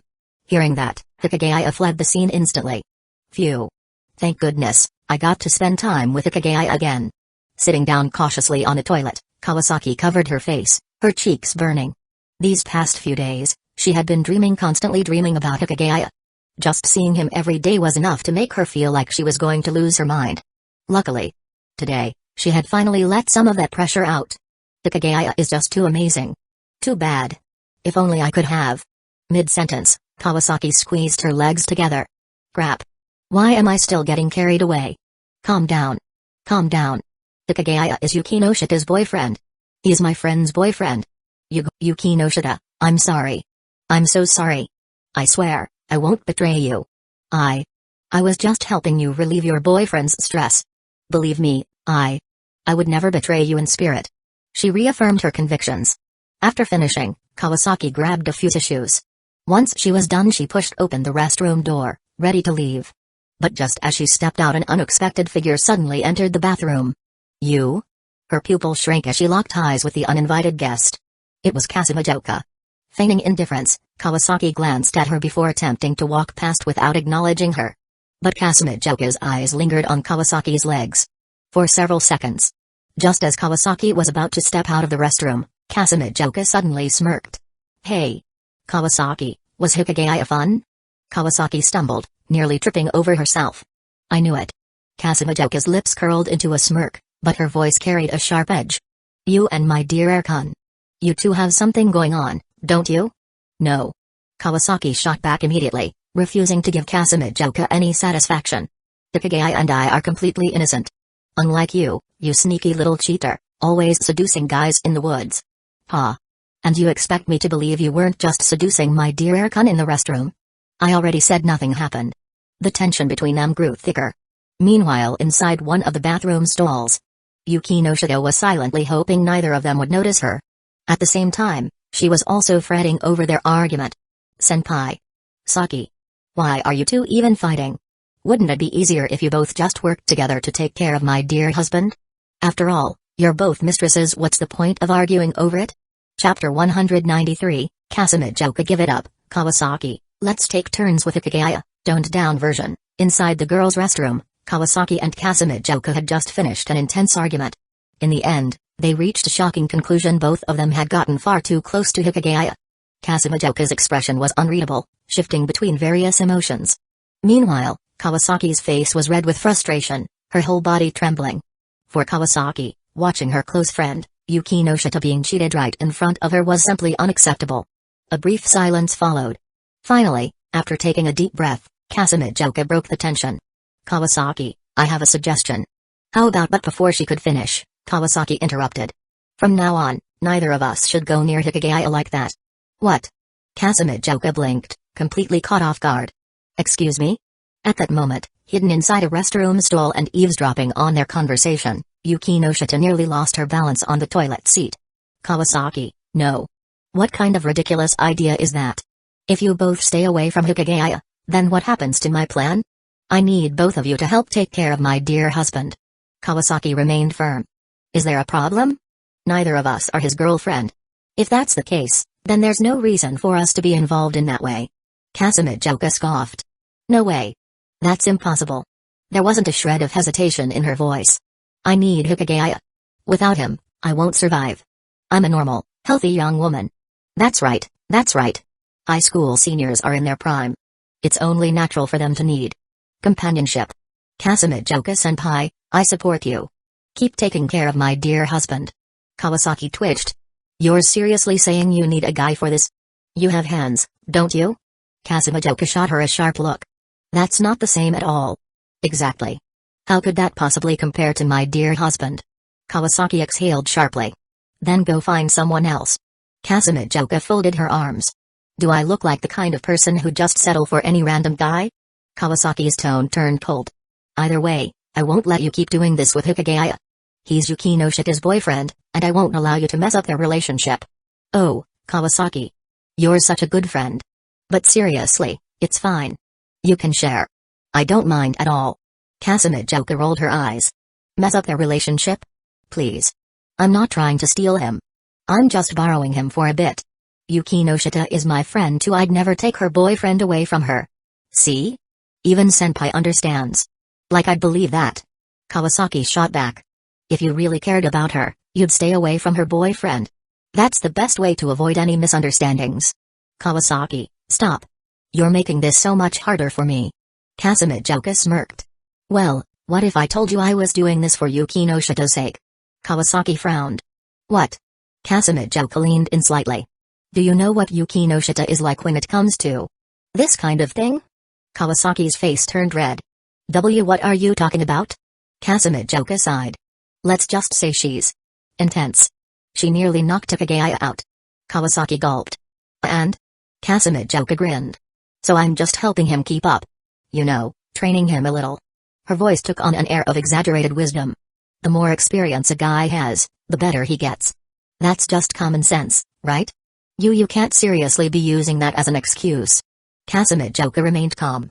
It's not an excuse, it's a fact. If he keeps losing every time, his confidence will take a hit. And if he can't keep up with Yuki no Shita, she's going to get frustrated. If that happens, their relationship will suffer. She spoke with the authority of a seasoned strategist. Eventually, that frustration will turn into disappointment. Then resentment. And before you know it, they'll drift apart. Do you really want to see that happen? Kawasaki hesitated. Oh, of course not. I want them to be happy together. Kazemajoka nodded approvingly. Exactly. So as friends, we have to help them. It's our duty to make sure their happiness lasts. Kawasaki looked conflicted, her face growing redder by the second. But this is just too. If you won't do it, then I will. Kazemajoka declared, eyes gleaming with determination. Even if it means sacrificing myself, I'll make sure Hikigaya becomes strong enough to handle Yuki no Shita. For their future. Senpai, you're amazing. You're actually making this sound noble. Kazemajoka then turned toward Kawasaki, flashing a knowing smile. But of course, friends should help each other out. So, Kawasaki. Why don't we help him together? Help together? Kazemajoka nodded. That's right. We take turns. One day you, one day me, that way, we both contribute to Yuki no Shita's happiness. Kawasaki's mind went blank. Or, Kazekage added with a mischievous glint in her eye, if taking turns is too much trouble, we could just help him at the same time. Kawasaki felt a shiver run down her spine. Wait. You don't mean Kazekage leaned in closer. 3 of us. 1 bed. Silence. Even Kazekage blushed at her own words. What? Kawasaki stumbled back, waving her hands frantically. No way. Absolutely not. Why not? Kazekage stepped forward, her excitement growing. If we work together, we can maximize Hikagaya's growth. He'll improve faster, and Yuki no Shita will be even happier. It's the perfect plan. This is for Yuki no Shita's sake. Kawasaki muttered, overwhelmed by Kazegage's flawless reasoning. Kawasaki, just say yes already. From inside the stall, Yuki no Shita was gripping her skirt in frustration. She wanted to burst out and force Kawasaki to accept the plan. Chapter 194, Yuki no Shita, Kitu, why not give a man a try? After a long back and forth, Kawasaki and Kazekage finally left the girls' restroom. Sitting on the toilet, Yuki no Shita let out a long breath of relief. The groundwork had been laid. Thanks to Kazegage's tireless persuasion, Kawasaki was clearly wavering. Just a little more, just a tiny bit more, and she would have agreed to Kazegage's proposal for the 2 of them to jointly take care of her dear fiancé. However, the idea of 3 people together was a bit too much, even for someone as shaken as Kawasaki. After all, Kawasaki was still a traditionally minded girl with a relatively reserved way of thinking. So in the end she couldn't accept it all at once. For now, they'd have to settle for taking turns training her dear fiancé. Well, no rush, no rush. We'll take it slow. Once we've started, the rest will naturally follow, he. Stepping out of the stall, Yuki no Shita walked over to the sink, washing her hands as the corners of her lips curled up uncontrollably. It won't be long now. Just a few more times, and I'm sure Kawasaki and Kazekage will be able to take care of my dear fiancé together. One on the left, one on the right. If I let Hikigaya choose, who would he start with first? Personally, I'd suggest. Just as she was lost in her thoughts, a voice suddenly interrupted her. Yuki no Shita-san. A shiver ran down Yuki no Shita's spine, snapping her out of her daydreams. She looked up, and her entire body stiffened. Kita-san? Nani? Why is this demon standing right behind me? How long have you been here? Yuki no Shita asked nervously. I called your name 3 times. Katu's voice was calm and matter-of-fact. 3 times? No way. Tragic. She's been here the whole time? Yuki no Shita pressed her lips together, realizing there was no way to avoid this. She sighed bitterly. So, you heard everything I just said? She asked cautiously. Kata nodded slightly. Yuki no Shita-san, you have a very open mind. No, I'm actually a very selfish woman. I am not open-minded at all. Yuki no Shita wanted to cry, but she forced a smile instead. Katu, let me explain. You see, it's not what you think. Actually, deep down, I feel really conflicted about all of this. I mean, what girl would ever want her boyfriend to, well, be with other girls? That's true. Kata nodded in agreement, but her eyes were filled with confusion.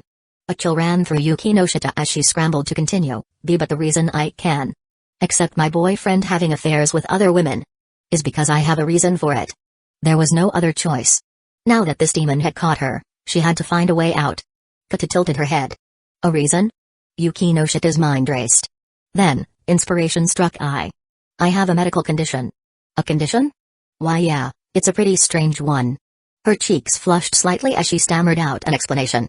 Most of the time, I feel this heavy pressure in my chest, like there's a rock weighing down on me. It's really uncomfortable. Even the doctors don't know what it is. But then one day, I realized something. When I see my boyfriend with another woman, the pressure in my chest eases a little. Sometimes, it even feels like it's completely gone. Huh? Kata blinked in surprise.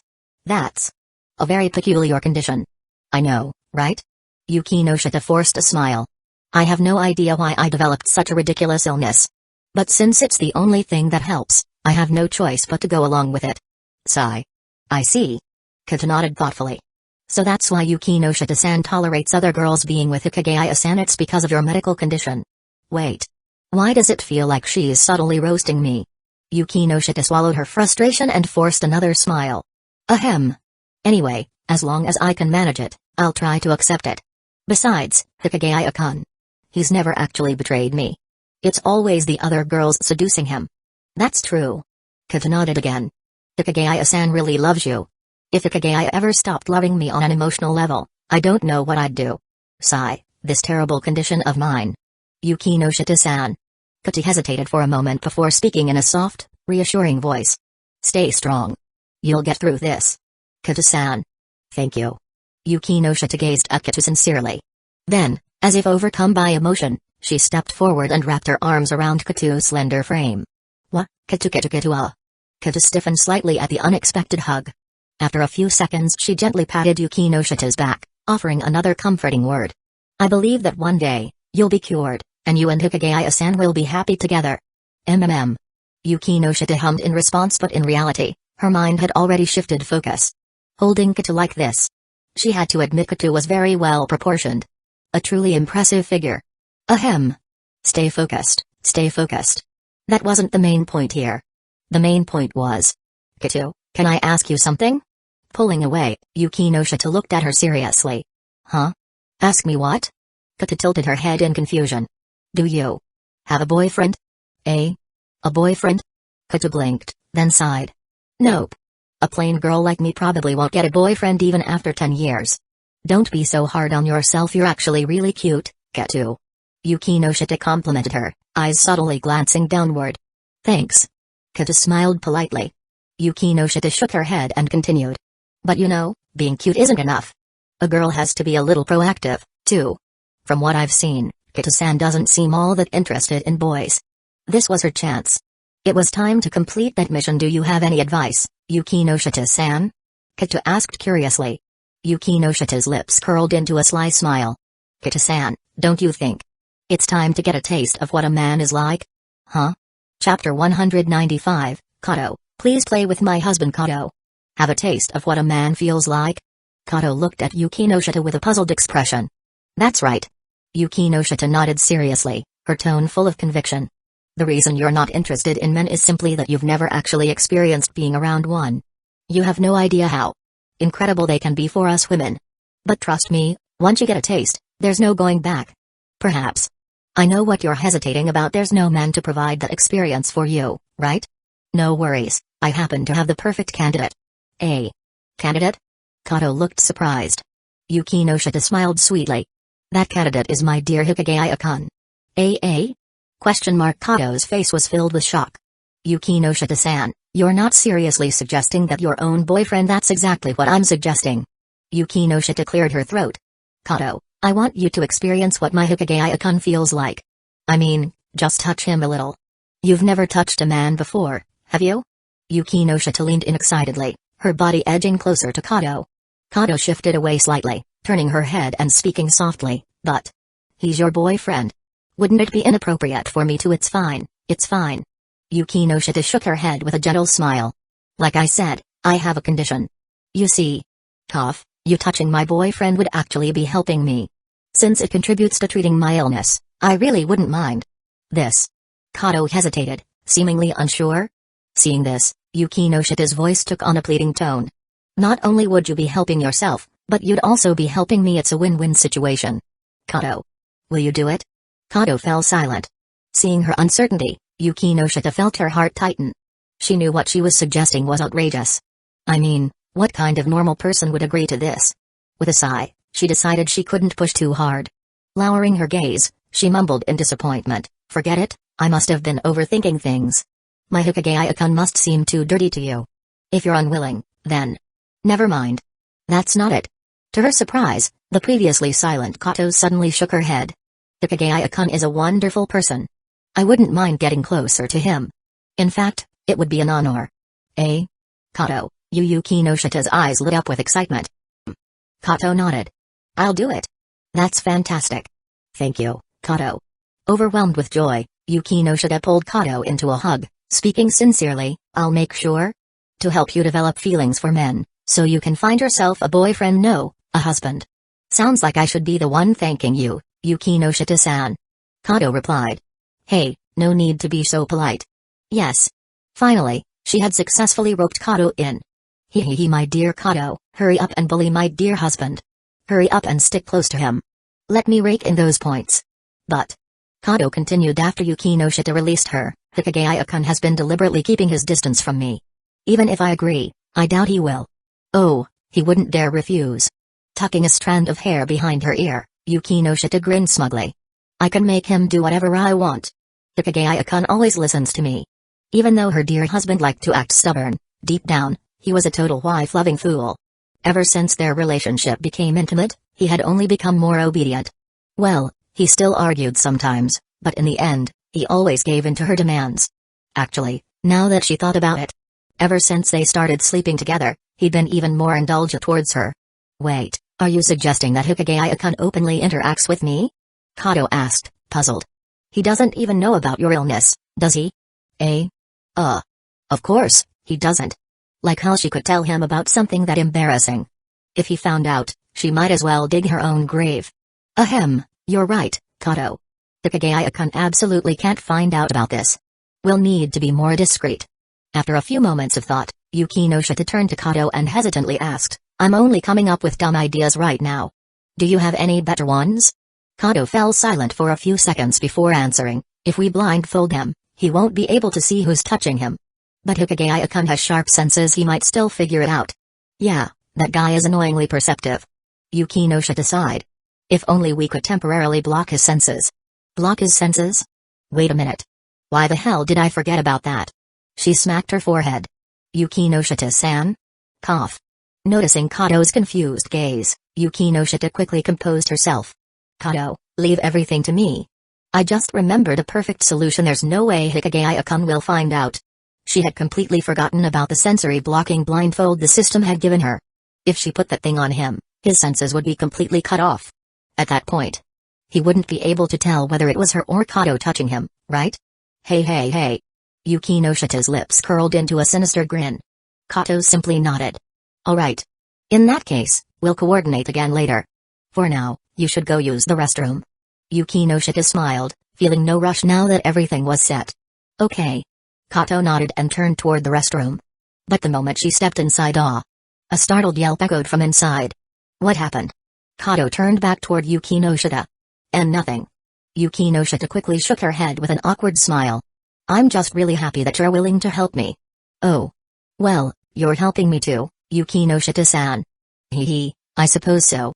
After exchanging a few more words, Kato finally entered the restroom, while Yuki no Shita turned to leave. Her heart, however, was bursting with excitement.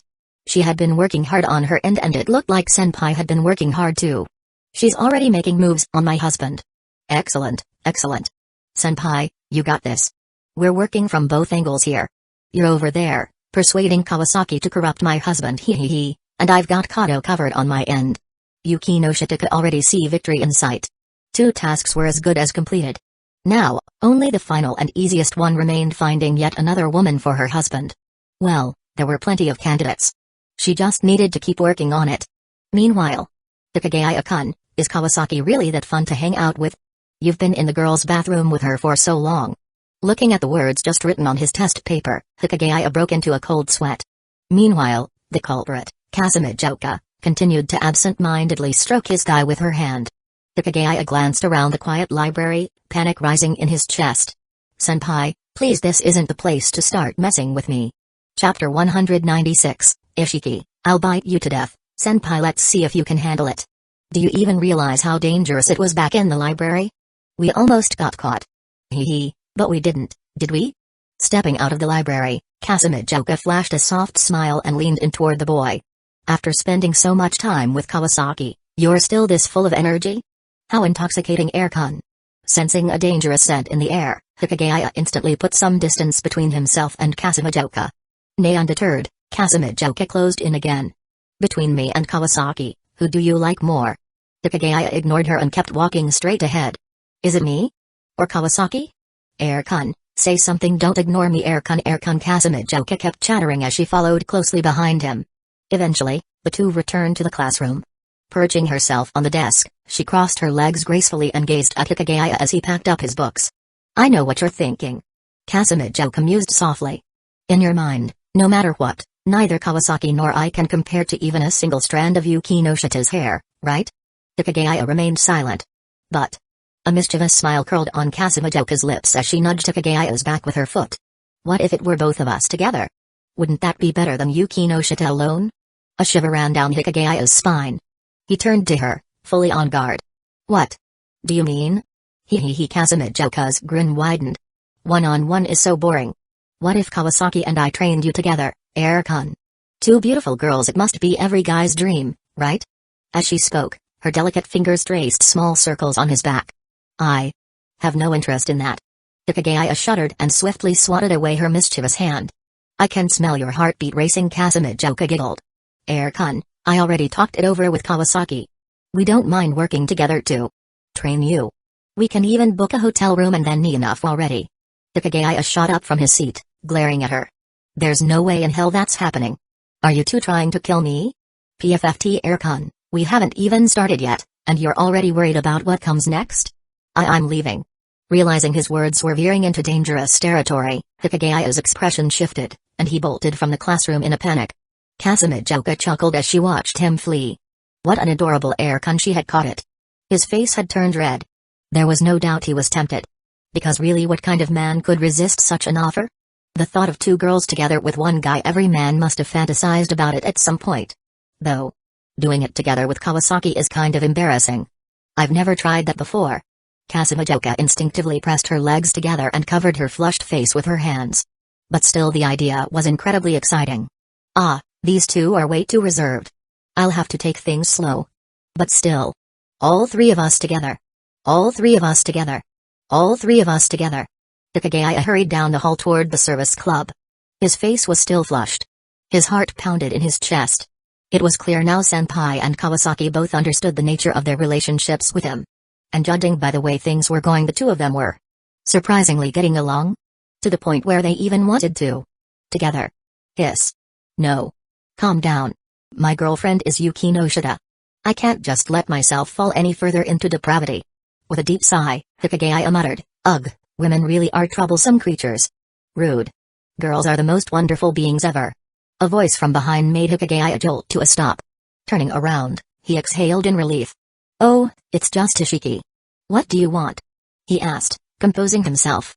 Obviously, I'm here to thank you. Ishiki grinned playfully.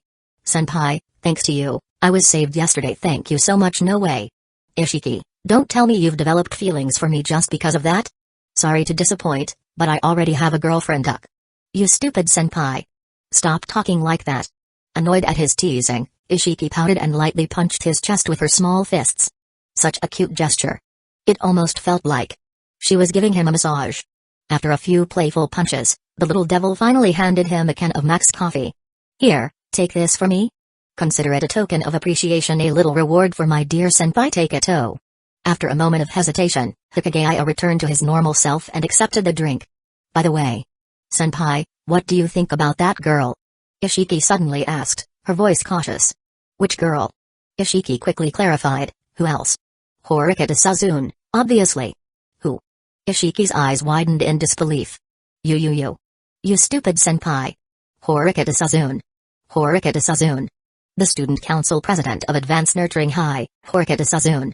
I think I've heard the name before. Ishiki nearly burst out laughing in frustration. Senpai. Didn't I give you all that info yesterday? I told you to study it properly so you could help me deal with Horikita this weekend. Did you seriously forget? Oh, right. I think that happened. Ugh. Stupid senpai. You didn't even read it, did you? I'll read it today. Senpai, can I just bite you already? Are you a dog or something? Hikigaya instinctively put some distance between them. Humphrey. It's your own fault for being so unmotivated. You promised to help me, so you better take responsibility. Ishiki huffed. Yeah. Senpai, you watching? Hikigaya's half-hearted response, Ishiki pursed her lips, then suddenly changed tactics, flashing him a mischievous smile. Senpai, how about this? I'll give you a little motivation. What? If you successfully help me set up the training camp, I'll give you a kiss. A faint blush crept onto her face as she spoke with uncharacteristic sincerity.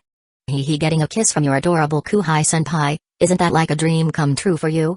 Ishiki teased. It was true. Hikigaya had once fantasized about such things before. But now, Hukuman has a girlfriend. And what if I fail? Hikigaya asked curiously. If you dare fail? Humphrey. Ishiki's cute expression turned sharp. Then I'll bite you to death. And I'll make sure you regret it forever. See Input AI Chapter 197, The Perverted Girl, Iroa, Senpai, want to try it once. Of course, if Senpai helps me deal with that woman, I'll keep my promise, my dear. Senpai Iroa's expression changed in an instant. The icy demeanor disappeared, replaced by a sweet, playful smile. Her soft hands wrapped affectionately around Hukuman's arm. The terrifying Kuhai had once again transformed into an adorable, coquettish little junior. Hukuman took a deep breath. Seriously. Girls are truly terrifying creatures. Or maybe I could give Senpai a little reward right now. Iroha tightened her grip around his arm. The sweet scent of youth and the soft, squishy sensation nearly made it impossible for Hukuman to breathe. You. Let go. What a cute Senpai. Should I give you a little kiss for motivation? A kiss. Hukuman's lips twitched for a moment, but then he quickly regained his composure and said calmly, sure, if you really kiss me, I might actually get motivated, my dear Kuhai, eh? Iroha, who had been full of herself just moments ago, suddenly panicked, her heart racing. Senpai, you. Haha, what's wrong? Scared? Hukuman smirked playfully. Ugh, I. Gritting her teeth, Iroha pouted, Senpai, you have no shame at all.